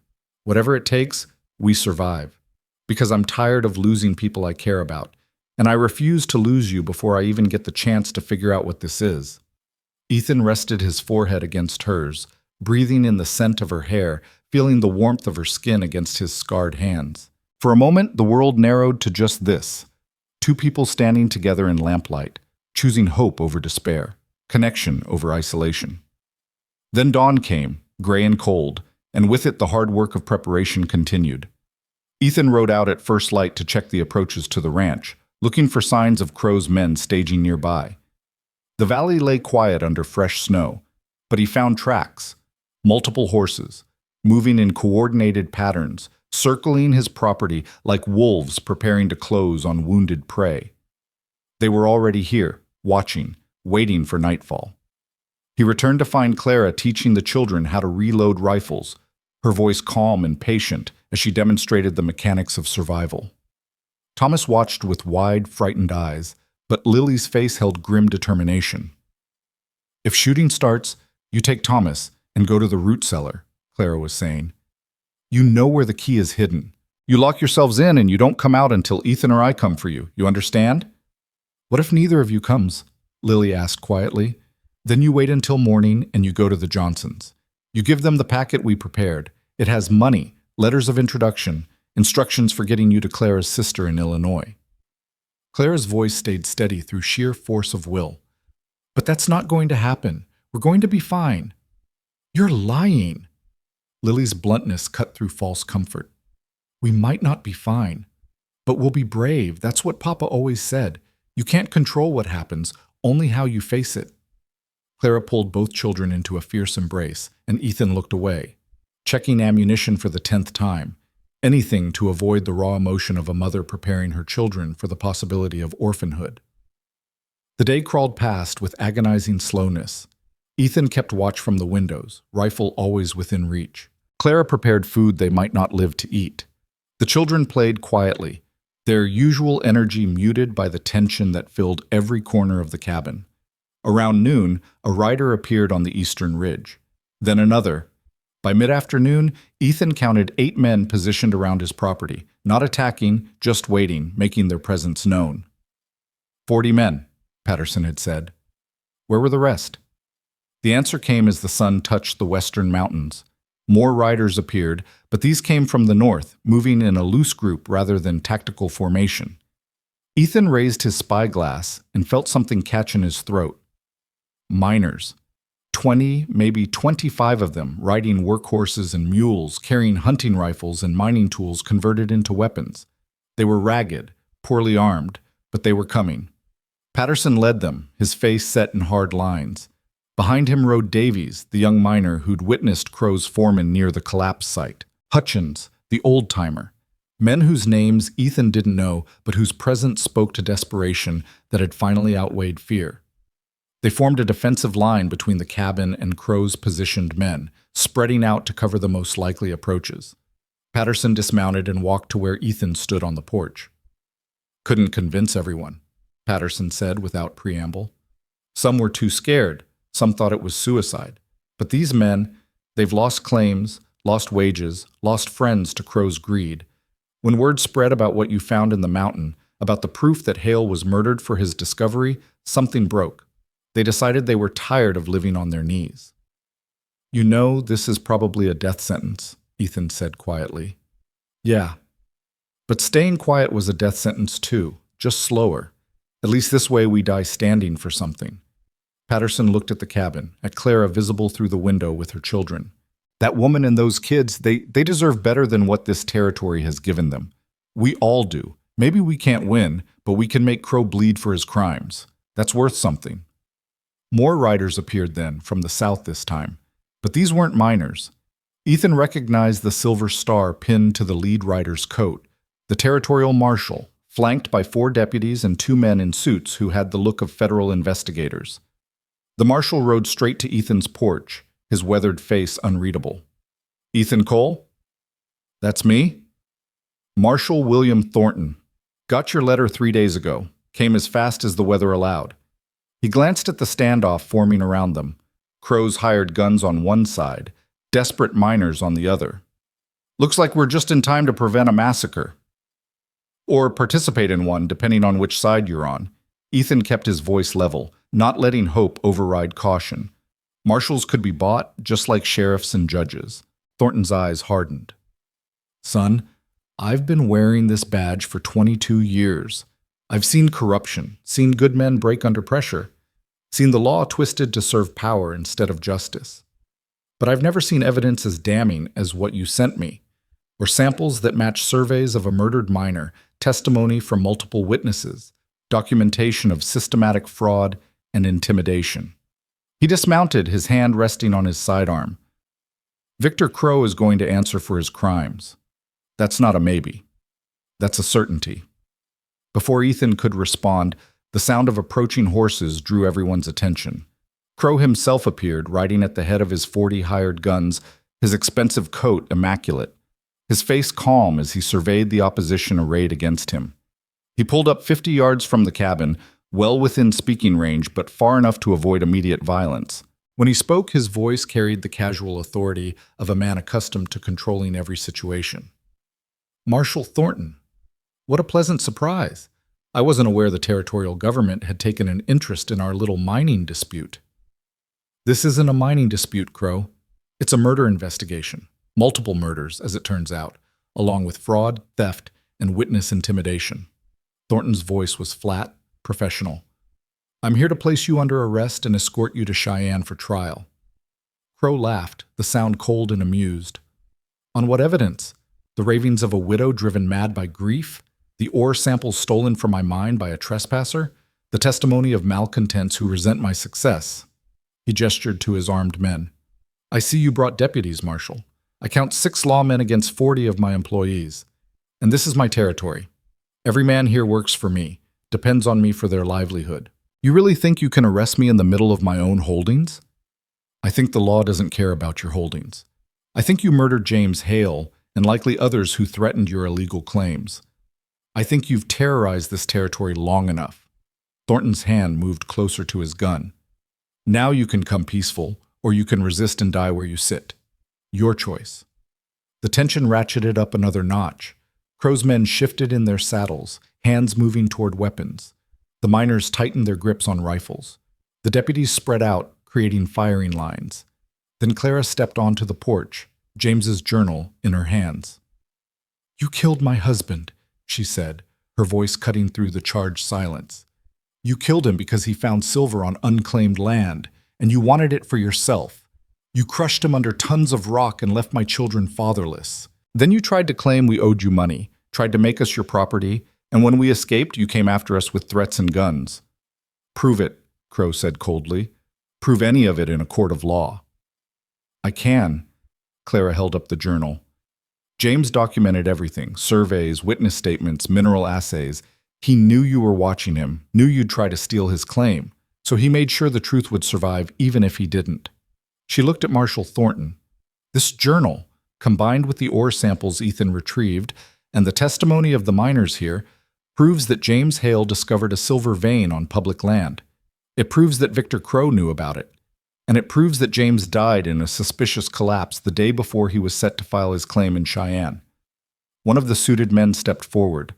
I'm Robert Lansing, Deputy Territorial Surveyor. I've examined the ore samples Mr. Cole provided. They're consistent with the location described in Mr. Hale's survey notes, and that location is indeed on public land, not Crow Mining Consortium property. Any extraction from that vein would be theft of federal resources. The second suited man spoke next. And I'm Thomas Brennan, Territorial Prosecutor. Based on the evidence gathered, I have sufficient cause to charge Victor Crow with murder, fraud, theft of mineral rights, and conspiracy to obstruct justice. Marshal, you have my full authority to take him into custody. Crow's face darkened. You're making a mistake, all of you. I have lawyers. I have influence in the Capitol. I have friends who— You have nothing, Ethan said, stepping forward to stand beside Clara. Your mine foreman is already in custody. Patterson convinced him to testify in exchange for immunity. He confirmed you ordered the tunnel sabotaged. He confirmed you knew about James's discovery and ordered it stolen. He's prepared to testify to all of it under oath. It was a bluff. The foreman was still free, still dangerous. But Crow didn't know that, and the flicker of uncertainty that crossed his face was worth the risk. Patterson picked up the thread smoothly. And 12 miners are prepared to testify about other suspicious accidents, other claims that disappeared into your holdings, other men who crossed you and ended up dead or disappeared. You've been running this territory like your personal kingdom for 10 years, Crow. But kingdoms fall, and yours is crumbling right now. For the first time, doubt shadowed Crow's expression. He looked at his hired guns, at the marshal's deputies, at the miners who'd found their courage, and seemed to calculate odds that no longer favored him. You can't prove I ordered anything. I'm a businessman. If my employees committed crimes, that's on them, not me. Your ledgers say otherwise. One of the deputies held up a leather-bound book. We executed a search warrant on your office 3 hours ago. Found detailed records of payments to men for security services that coincided with every suspicious death or disappearance. Found notes in your own handwriting about dealing with the Hale problem. Found correspondence with corrupt officials proving you knew exactly what was being done in your name. The ledger. The same one Ethan and Clara had planned to steal but never reached. Someone else had gotten there first. Maybe Patterson. Maybe another miner who'd finally had enough. It didn't matter. What mattered was that Crow's careful documentation of his own crimes had become the weapon that would destroy him. Crow's hand dropped toward his gun. 20 rifles came up in response, held by miners who'd spent years letting injustice slide, but had finally found their line. Marshal Thornton's deputies drew their weapons with professional speed. Even the federal investigators revealed hidden sidearms. Don't, Thornton said quietly. You're already facing the gallows. Don't add dying stupid to your list of sins. For a long moment, the world balanced on the edge of violence. Then Crow's shoulders sagged slightly, and his hand moved away from his weapon. I want my lawyer. You'll get one, after we transport you to Cheyenne for arraignment. Thornton nodded to his deputies, who moved forward with iron shackles. Victor Crow, you're under arrest for the murder of James Hale and others, for fraud, for theft of mineral rights, and for conspiracy to obstruct justice. You have the right to remain silent, though I suspect you'll want to talk plenty once you realize how much evidence we have. As the deputies clamped shackles onto Crow's wrists, his hired guns shifted uneasily. Their employer was in chains, their paychecks suddenly uncertain. Most had the look of men who fought for money, not loyalty, and money stopped flowing when the man writing checks was headed for prison. Any of you boys want to join your boss in a cell? Just reach for those guns, Patterson called out. Otherwise, I suggest you ride out peaceful-like and find honest work elsewhere. The hired guns exchanged glances, then began peeling away one by one, melting into the growing dusk like snow under spring sun. Within minutes, 40 men had become 4, then 2, then none. Just Crow sitting his horse in shackles, his empire crumbling around him faster than the tunnel that had killed James Hale. Marshal Thornton looked at Clara. "Ma'am, I'm going to need you and your children to come to Cheyenne to testify. Your husband's journal will be entered as evidence, and your testimony about Crow's intimidation and threats will be crucial to securing a conviction." "How long will the trial take?" Clara asked, her hand finding Ethan's. "Could be months. Could be longer if Crow's lawyers try to delay.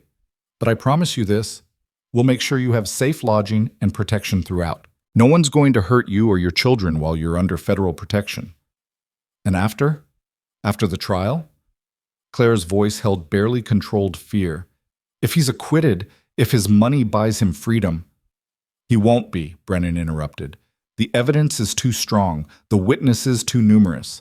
But even if by some miracle he walks, the mining consortium is finished. The federal government is seizing his properties pending investigation of mineral rights violations. His political connections are severing ties as we speak. Nobody wants to be associated with a man facing murder charges. Victor Crow is done, whether he hangs or not."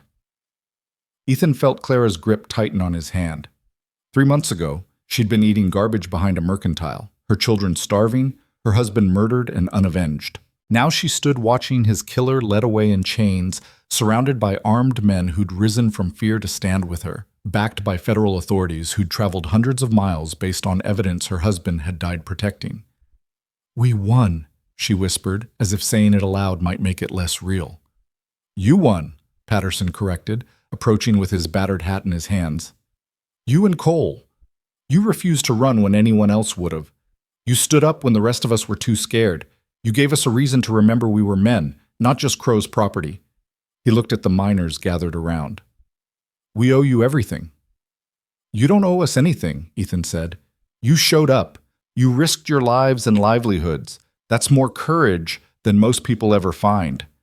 The miners dispersed slowly, talking amongst themselves with the giddy relief of men who'd prepared for death and found survival instead. Marshal Thornton's party made camp nearby, setting guards around Crow to prevent escape or rescue attempts. As full darkness fell, the valley settled into an uneasy peace. Violence narrowly avoided, justice precariously claimed. Inside the cabin, Clara finally allowed herself to collapse. She sat at the table, her head in her hands, her whole body shaking with reaction. The children climbed into her lap despite being too big for it, and she held them with desperate strength. "It's over," she kept saying. "It's really over." But Ethan knew better. The immediate danger had passed, yes. Crow was in custody, his organization scattered, but trials took time, and powerful men had ways of reaching beyond prison walls. Testimony could be intimidated or bought. Witnesses could disappear. Justice delayed was often justice denied. Still, for tonight, they were safe. The children were alive. Clara had seen her husband's killer brought low.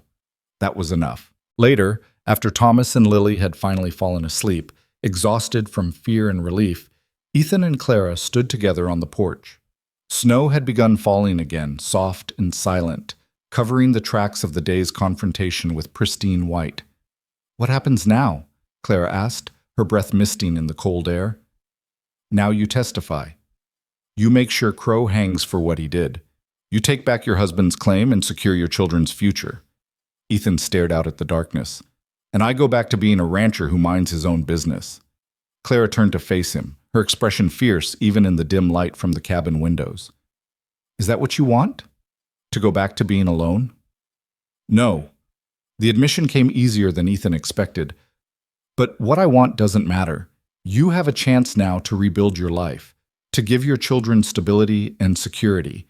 You don't need—" "Don't you dare finish that sentence." Claire's voice cut like steel. "Don't you dare tell me what I need. I need someone who sees me as a partner, not a burden. I need someone who treats my children like they matter. I need someone who will fight impossible battles because it's right, not because it's easy." She grabbed his coat, pulling him close. I need you, Ethan Cole. And my children need you. And if you try to walk away because you think we deserve better, I will hunt you down and drag you back myself. Ethan found himself smiling despite everything, despite the exhaustion and fear and uncertainty that still clouded their future. That a threat? That's a promise. Clara kissed him, fierce and demanding and full of all the things they hadn't had time to say during the crisis. When she pulled back, her eyes were wet but steady. So what's your answer? You going back to being alone? Or are you going to stay and see what we can build from all this wreckage? Ethan thought about 3 years of isolation, of punishing himself for losses he couldn't prevent. He thought about the moment he'd seen Clara and her children eating garbage and made the choice to step forward instead of away. He thought about Thomas's trust, Lily's fierce hope, Clara's unbreakable strength in the face of impossible odds. I'm staying, he said quietly, for as long as you'll have me. Then you're staying forever, Clara said, and pulled him back inside where warmth and family and the fragile beginning of healing waited. Outside, snow continued falling, covering the scars of violence with temporary beauty. And in the distance, riding toward Cheyenne in chains, Victor Crow faced the first night of many where power and money couldn't save him from the consequences of his crimes. Justice, slow and imperfect as it was, had finally come to the Wyoming Territory. The journey to Cheyenne took 4 days through early winter snow that transformed the Wyoming Territory into an endless expanse of white. Marshal Thornton's party traveled with military precision, deputies rotating guard duty around the prisoner wagon where Crow sat in chains, scouts riding ahead to check for ambush, the whole operation moving with the careful efficiency of men who'd learned that complacency killed. Ethan rode alongside the wagon, his rifle across his saddle, his eyes constantly scanning the horizon for threats that might still materialize. Clara and the children traveled in a covered wagon driven by one of the federal investigators, bundled against the cold, their faces pale but determined whenever he glanced back to check on them. On the second night, camped in a sheltered canyon with fires burning against the dark, Thomas approached Ethan, where he sat cleaning his rifle. Is the bad man really going to hang? The boy asked, his voice small in the vast silence of the wilderness. If the judge and jury do their jobs, yes. He'll hang for what he did to your father and the others. Thomas was quiet for a moment, his small hands twisted together. Will that make Papa come back? The question hit Ethan in the chest like a physical blow. He set down the rifle and pulled Thomas onto his lap, feeling the boy's slight weight, the trust implicit in the way he leaned against Ethan's chest.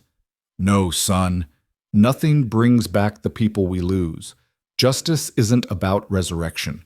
It's about making sure the person who took them away faces consequences. It's about protecting others from suffering the same way. Ethan's voice was gentle but honest. Your papa is gone, and that's a wound that'll never fully heal. But making sure Crow pays for killing him, that helps. Not by fixing the past, but by honoring it. Mama says you're going to be part of our family now, after the trial. Thomas looked up, his eyes searching Ethan's scarred face. Does that mean you'll be my new papa? Ethan felt his throat tighten. The responsibility of that question, the weight of a child's hope pressed against the knowledge of his own failures, threatened to overwhelm him. He thought of his daughter, dead before he could say goodbye, of all the ways he'd convinced himself he didn't deserve a second chance at fatherhood. I can't replace your papa, he said carefully. He was a good man who loved you, and his memory deserves respect. But if you want, I can be someone else who loves you. Someone who'll teach you things and keep you safe and be there when you need me. He paused, choosing his next words with care. Not a replacement, just someone new who cares about you as much as he did. Thomas considered this with the seriousness of the very young, then nodded slowly. Okay, that's good. He pulled cornflour from his pocket, the corn husk doll worn now from constant handling. Papa made this, but maybe you could teach me how to make things too, so I can remember both of you? I'd like that very much. The boy smiled, a real smile that transformed his solemn face into something bright and hopeful, then scampered back to the covered wagon where Clara and Lily waited. Ethan watched him go, feeling something shift in his chest, the old guilt loosening its grip, replaced by something tentative and new, that felt almost like forgiveness. Clara appeared beside him a few minutes later, wrapping a blanket around her shoulders against the cold. "He asked you, didn't he, about being his father?" "He did. I told him the truth. I can't replace James, but I can be someone who loves him. That's all any of us can do. Love the people in front of us as best we can." Clara sat down beside him, her shoulder pressing against his. "James would have liked you, you know. He always said the measure of a man wasn't how he acted when things were easy, but how he stood when everything fell apart. You stood. For us. For justice. For everything he died believing in. I stood because walking away would have killed me slower than any bullet." Ethan took her hand, feeling calluses that matched his own. "You gave me something to fight for besides my own guilt. That's a gift I can't repay." "Then don't repay it. Just stay. Build a life with us. Let that be enough." They sat together in the firelight while snow fell softly around them, and the future stretched ahead full of possibility and fear in equal measure. Somewhere in the prisoner wagon, Victor Crow sat in darkness, his empire reduced to chains and the slow grinding of justice. But here, in the small circle of warmth, two broken people held each other against the cold and chose hope over despair. Cheyenne appeared on the fourth day, a sprawling collection of buildings that served as the territorial capital, full of politicians and lawyers and the machinery of government that turned slowly but with terrible weight when finally set in motion. Marshal Thornton led them through streets crowded with freight wagons and cattle drives, past saloons and shops, and the grand territorial courthouse that dominated the town square. They lodged Clara and the children in a boarding house run by a stern woman named Mrs. Henderson, who took one look at Lily's two old eyes and Thomas's haunted face and declared herself personally responsible for their well-being. Ethan took a room at the hotel across the street, close enough to protect them, but far enough to preserve Clara's reputation until the trial concluded and they could make their relationship official. The trial began 2 weeks later, delayed by defense motions and legal maneuvering as Crow's expensive lawyers tried every trick to suppress evidence or intimidate witnesses. But Marshal Thornton and Prosecutor Brennan had built their case too well, gathered too much documentation, secured too many testimonies for even the cleverest legal tactics to overcome. Ethan sat in the gallery every day, watching as the prosecution methodically dismantled Crow's empire one witness at a time. Patterson testified about the suspicious tunnel collapse and Crow's immediate seizure of James Hale's claim. Davies described seeing the foreman near the tunnel hours before the accident. The foreman himself, granted immunity in exchange for testimony, confirmed that Crow had ordered the sabotage and provided detailed accounts of other murders disguised as mining accidents. The ore samples were entered into evidence, their mineral content analyzed and confirmed to match James's survey notes precisely. The surveys themselves proved the vein lay on public land, making Crow's extraction illegal theft of federal resources. And James's journal, carefully preserved by Clara through months of destitution, provided a paper trail that connected every piece of evidence into an unbreakable chain of guilt.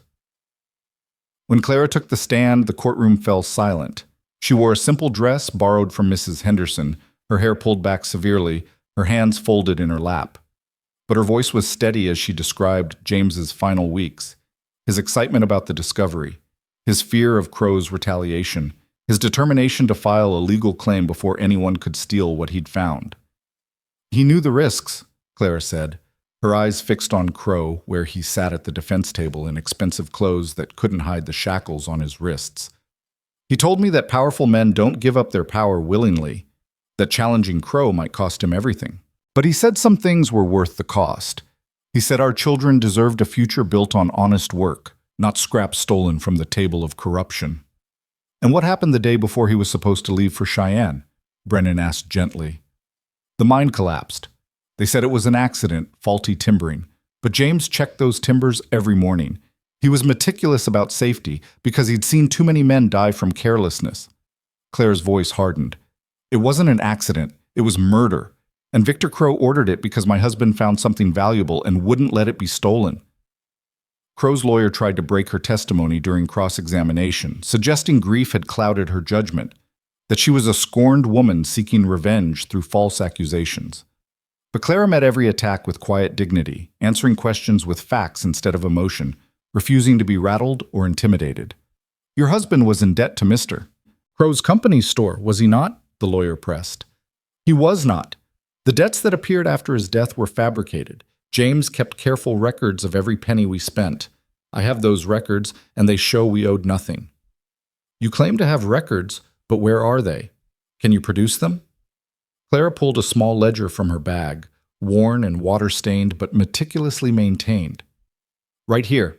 Every purchase, every payment, every balance. James was a minor, but he was also educated. He knew how men like your client operated, so he protected us the only way he could, with truth written down where it couldn't be denied. The defense attorney's face went pale as Brennan entered the ledger into evidence. Another nail in the coffin of Crow's defense. When Clara stepped down from the witness stand, she walked with her head high, and Ethan saw in her the same strength that had kept her alive through months of destitution, the refusal to be broken, to be made small, to let injustice have the final word. Lily and Thomas were spared from testifying directly, but their written statements describing their mother's treatment after James's death, the seizure of their possessions, and their desperate months of survival were read into the record.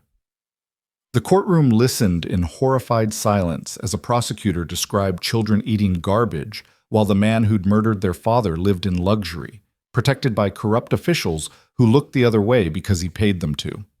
The trial lasted 3 weeks. 3 weeks of testimony and evidence and legal arguments that slowly, methodically built a case so overwhelming that even Crow's expensive defense team couldn't find cracks to exploit. The jury deliberated for 6 hours before returning with a verdict that surprised no one who'd paid attention. Guilty on all counts. Murder, fraud, theft, conspiracy. Witness intimidation. The judge, a stern man in his 60s who'd presided over territorial courts for 20 years, showed no mercy during sentencing. Victor Crow, you have been convicted by a jury of your peers of crimes that strike at the very foundation of civilized society. You murdered James Hale and at least 3 other men to steal what they had legally discovered. You used your wealth and influence to corrupt officials, intimidate witnesses, and create a system where justice served only your interests. The judge's voice carried the weight of absolute authority. This court sentences you to death by hanging, to be carried out 30 days hence. May your execution serve as a warning to others who believe power places them above the law. Crow's face went ashen. For the first time since his arrest, genuine fear showed through his carefully maintained composure. His lawyers immediately filed appeals, but everyone in the courtroom knew they were futile gestures. The evidence was too strong, the crimes too heinous, the public outcry too loud for any higher court to overturn the verdict. As marshals led Crow from the courtroom in chains, he looked directly at Clara with eyes full of impotent rage. She met his gaze without flinching, and Ethan saw her lips move in words too quiet for anyone else to hear. But he could read them clearly enough. James won. You lost. Outside the courthouse, a crowd had gathered. Miners who'd traveled from Sweetwater to witness justice. Townspeople who'd read about the trial in newspapers. Reformers who saw in Crow's conviction a chance to challenge corruption throughout the territory.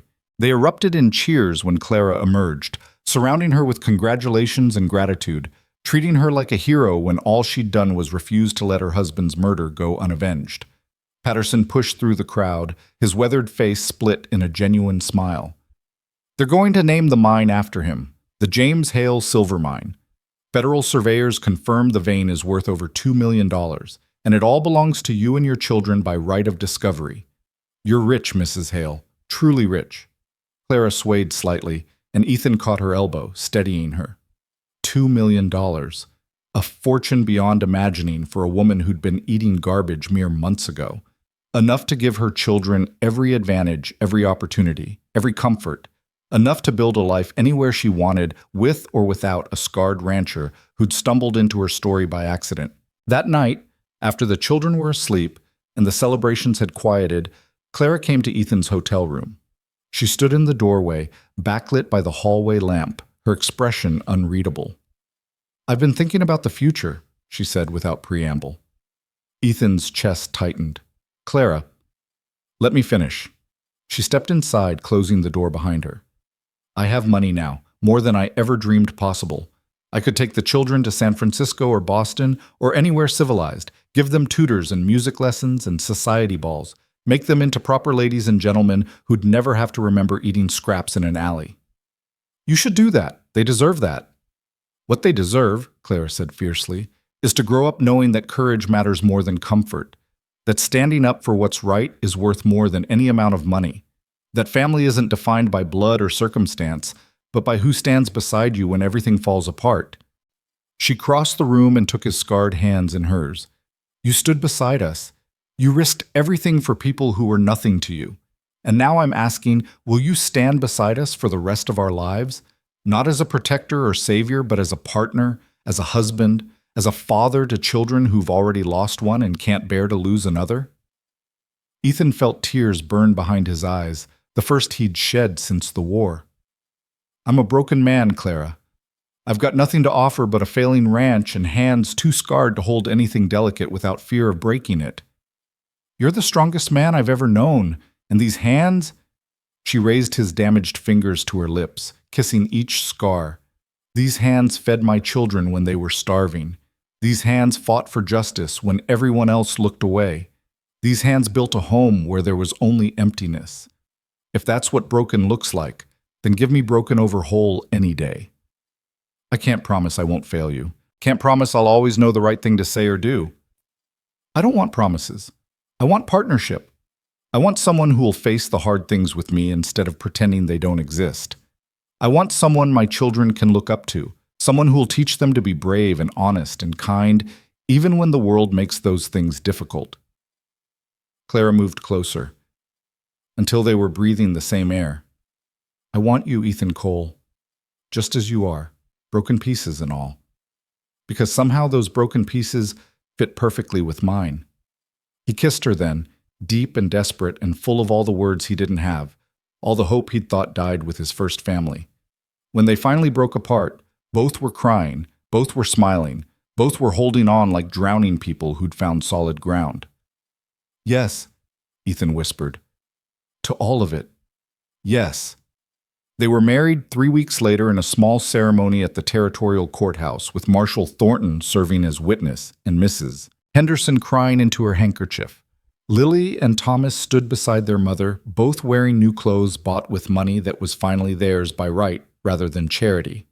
When the judge pronounced them husband and wife, Thomas threw his arms around Ethan's legs and Lily actually smiled, a real smile that transformed her too serious face into that of the child she should have been all along. The hanging took place the next morning. Ethan and Clara didn't attend. They'd seen enough of Victor Crow, and witnessing his death wouldn't bring James back or erase the damage he'd done. Instead, they spent the day preparing for their journey home, packing the wagon with supplies and the surveying equipment they'd need to properly develop the mine that now bore James's name. Patterson and the other miners had stayed in Cheyenne for the execution, and they came to the boarding house afterward with news that Crow had died defiant to the end, cursing the court and claiming he'd been persecuted by jealous inferiors. But his defiance changed nothing. He was dead, his empire dismantled, his crimes paid for as much as crimes ever could be. Justice isn't perfect, Patterson said, accepting the coffee Mrs. Henderson pressed into his hands. But it's better than nothing. And what you did, Mrs. Cole, still getting used to that, what you did showed a lot of people that standing up is possible. We're forming a miners' association using James's case as a template for challenging other corruption. You started something bigger than just one trial. James started it, Clara corrected gently. I just finished what he began. Then we'll finish it together. Make the territory a place where men can work honestly without fear of powerful interests crushing them. Patterson stood, tipping his hat. Safe travels home. And if you ever need anything, you just send word. We owe you everything. The journey back to Sweetwater took a week, slower now with the wagon full of supplies and hope instead of fear. They traveled through a landscape transformed by early spring, snow melting in the valleys, revealing earth ready for planting, the air carrying hints of warmth that promised easier days ahead. Thomas chattered constantly during the trip, his natural childhood exuberance finally freed from the weight of trauma.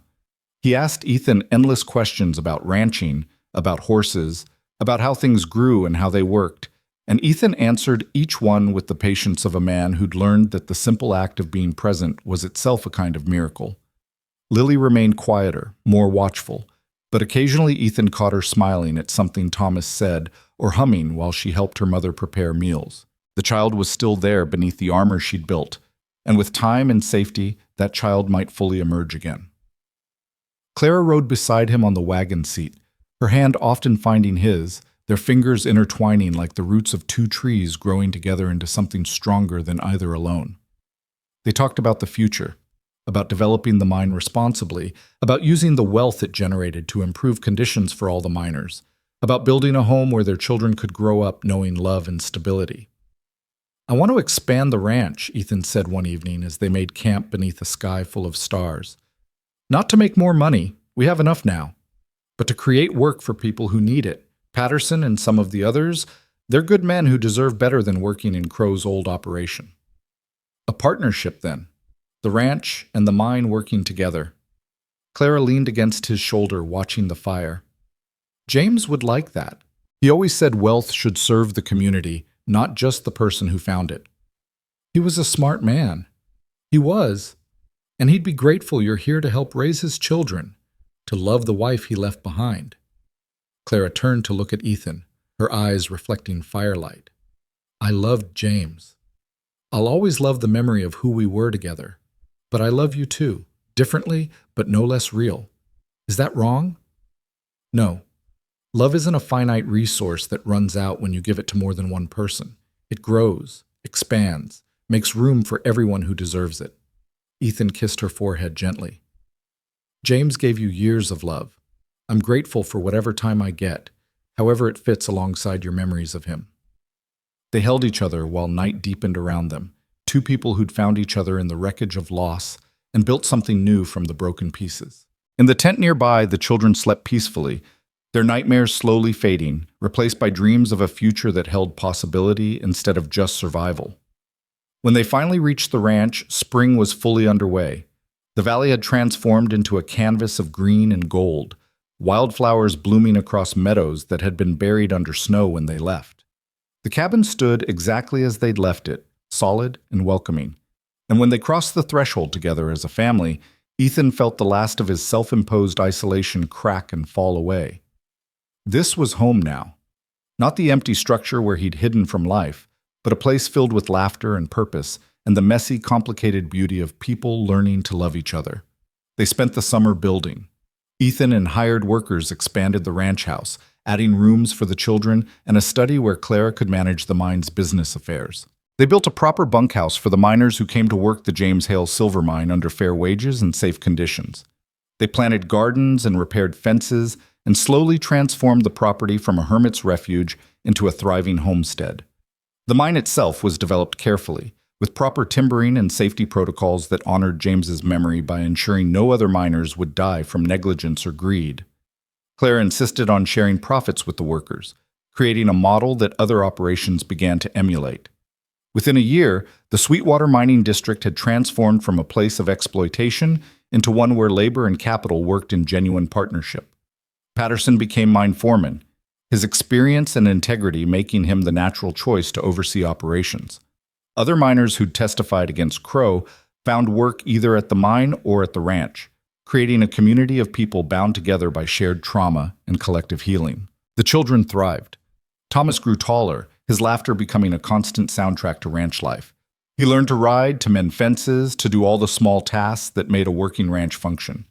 Ethan taught him patiently, and in teaching found his own path to redemption, not by erasing the past, but by building a future that honored both the daughter he'd lost and the son he'd gained. Lily's transformation was slower, but no less profound. She began drawing, filling sketchbooks with images of the ranch and mountains and family. The harsh lines of trauma gradually softened into something gentler, though she never fully lost the seriousness that came from surviving the unsurvivable. But she smiled more, laughed occasionally, and once called Ethan Papa before catching herself and blushing furiously. "It's all right," Ethan had told her gently. "I'm honored to be called that. Your first papa will always be your first papa. But if you want me to be your second one, I'll do my best to live up to the title." She'd hugged him then, fierce and quick, before running off to hide her tears. But the next day she'd called him Papa again, deliberately this time, and the word had settled into their household vocabulary like it belonged there. A year after the trial, Clara discovered she was pregnant. The news came with complicated emotions: joy at new life, fear of all the things that could go wrong, grief that James would never know this child. But Ethan held her through the tears and the worry, and together they chose hope over fear. The baby was born in late winter, a healthy girl with Clara's dark hair and lungs that announced her presence to the entire valley. They named her Hope, because that's what she represented: proof that life continued, that love could grow from grief, that families could be rebuilt from ruins. Thomas and Lily doted on their sister with the fierce protectiveness of children who'd learned how precious life was. They took turns holding her, singing to her, showing her off to visitors with obvious pride. And watching them care for Hope, Ethan saw the final healing of wounds he'd feared were permanent, the transformation from children who'd lost everything into children who knew they had something worth protecting. 2 years after Crow's execution, on a spring morning that smelled of sage and new grass, Ethan stood on the porch of the ranch house and surveyed the life they'd built. Clara worked in the garden with Lily, both of them laughing at something while Hope toddled between the rows. Thomas practiced roping fence posts under Patterson's patient instruction, his throws getting more accurate with each attempt. The valley stretched out before them, peaceful and productive, home to families who worked honestly and lived without fear. The James Hale silver mine operated on the ridge to the east, its profits funding schools and hospitals and infrastructure improvements across the territory. And here, at the heart of it all, stood a ranch that had been transformed from a place of hiding into a place of hope. Clara came to stand beside him, Hope balanced on her hip, dirt smudged across her cheek from garden work. "What are you thinking about?" How a chance encounter in an alley changed everything. How mercy becomes justice becomes love if you let it. Ethan wrapped his arm around her shoulders, pulling his family close. How the broken pieces of different lives can fit together into something whole. "No regrets?" Clara asked softly. "About giving up your solitude, taking on a ready-made family, living with ghosts?" "The ghosts are still here. They always will be." Ethan looked at the children playing in the yard, at the baby in Clara's arms, at the woman who'd brought him back to life through sheer force of need and courage. "But they're not haunting me anymore. They're just part of the story, the sad chapters that make the happy ones possible." Thomas ran up then, breathless and excited. "Papa, can we ride to the ridge after lunch? I want to show you where I found that arrowhead yesterday." "Sure, son. We'll make a whole afternoon of it." The boy grinned and raced back to his roping practice, his joy uncomplicated and pure. Lily joined them on the porch, leaning against Ethan's other side, and Hope reached out to grab his finger with her tiny fist. Standing there, surrounded by family, Ethan finally understood what he'd been searching for through 3 years of isolation. Redemption didn't come from suffering or penance or running from connection. It came from choosing, every single day, to show up for the people who needed you. To stand when standing was hard. To love despite loss. To build instead of hide. The Wyoming territory stretched around them, vast and wild and full of both beauty and danger. But here, in this small corner of wilderness, they'd created something that mattered, a home built on justice, sustained by love, protected by the kind of courage that came not from absence of fear, but from refusing to let fear have the final word. Clara kissed his cheek softly. "Thank you for everything. Thank you for teaching me that it's never too late to come back to life."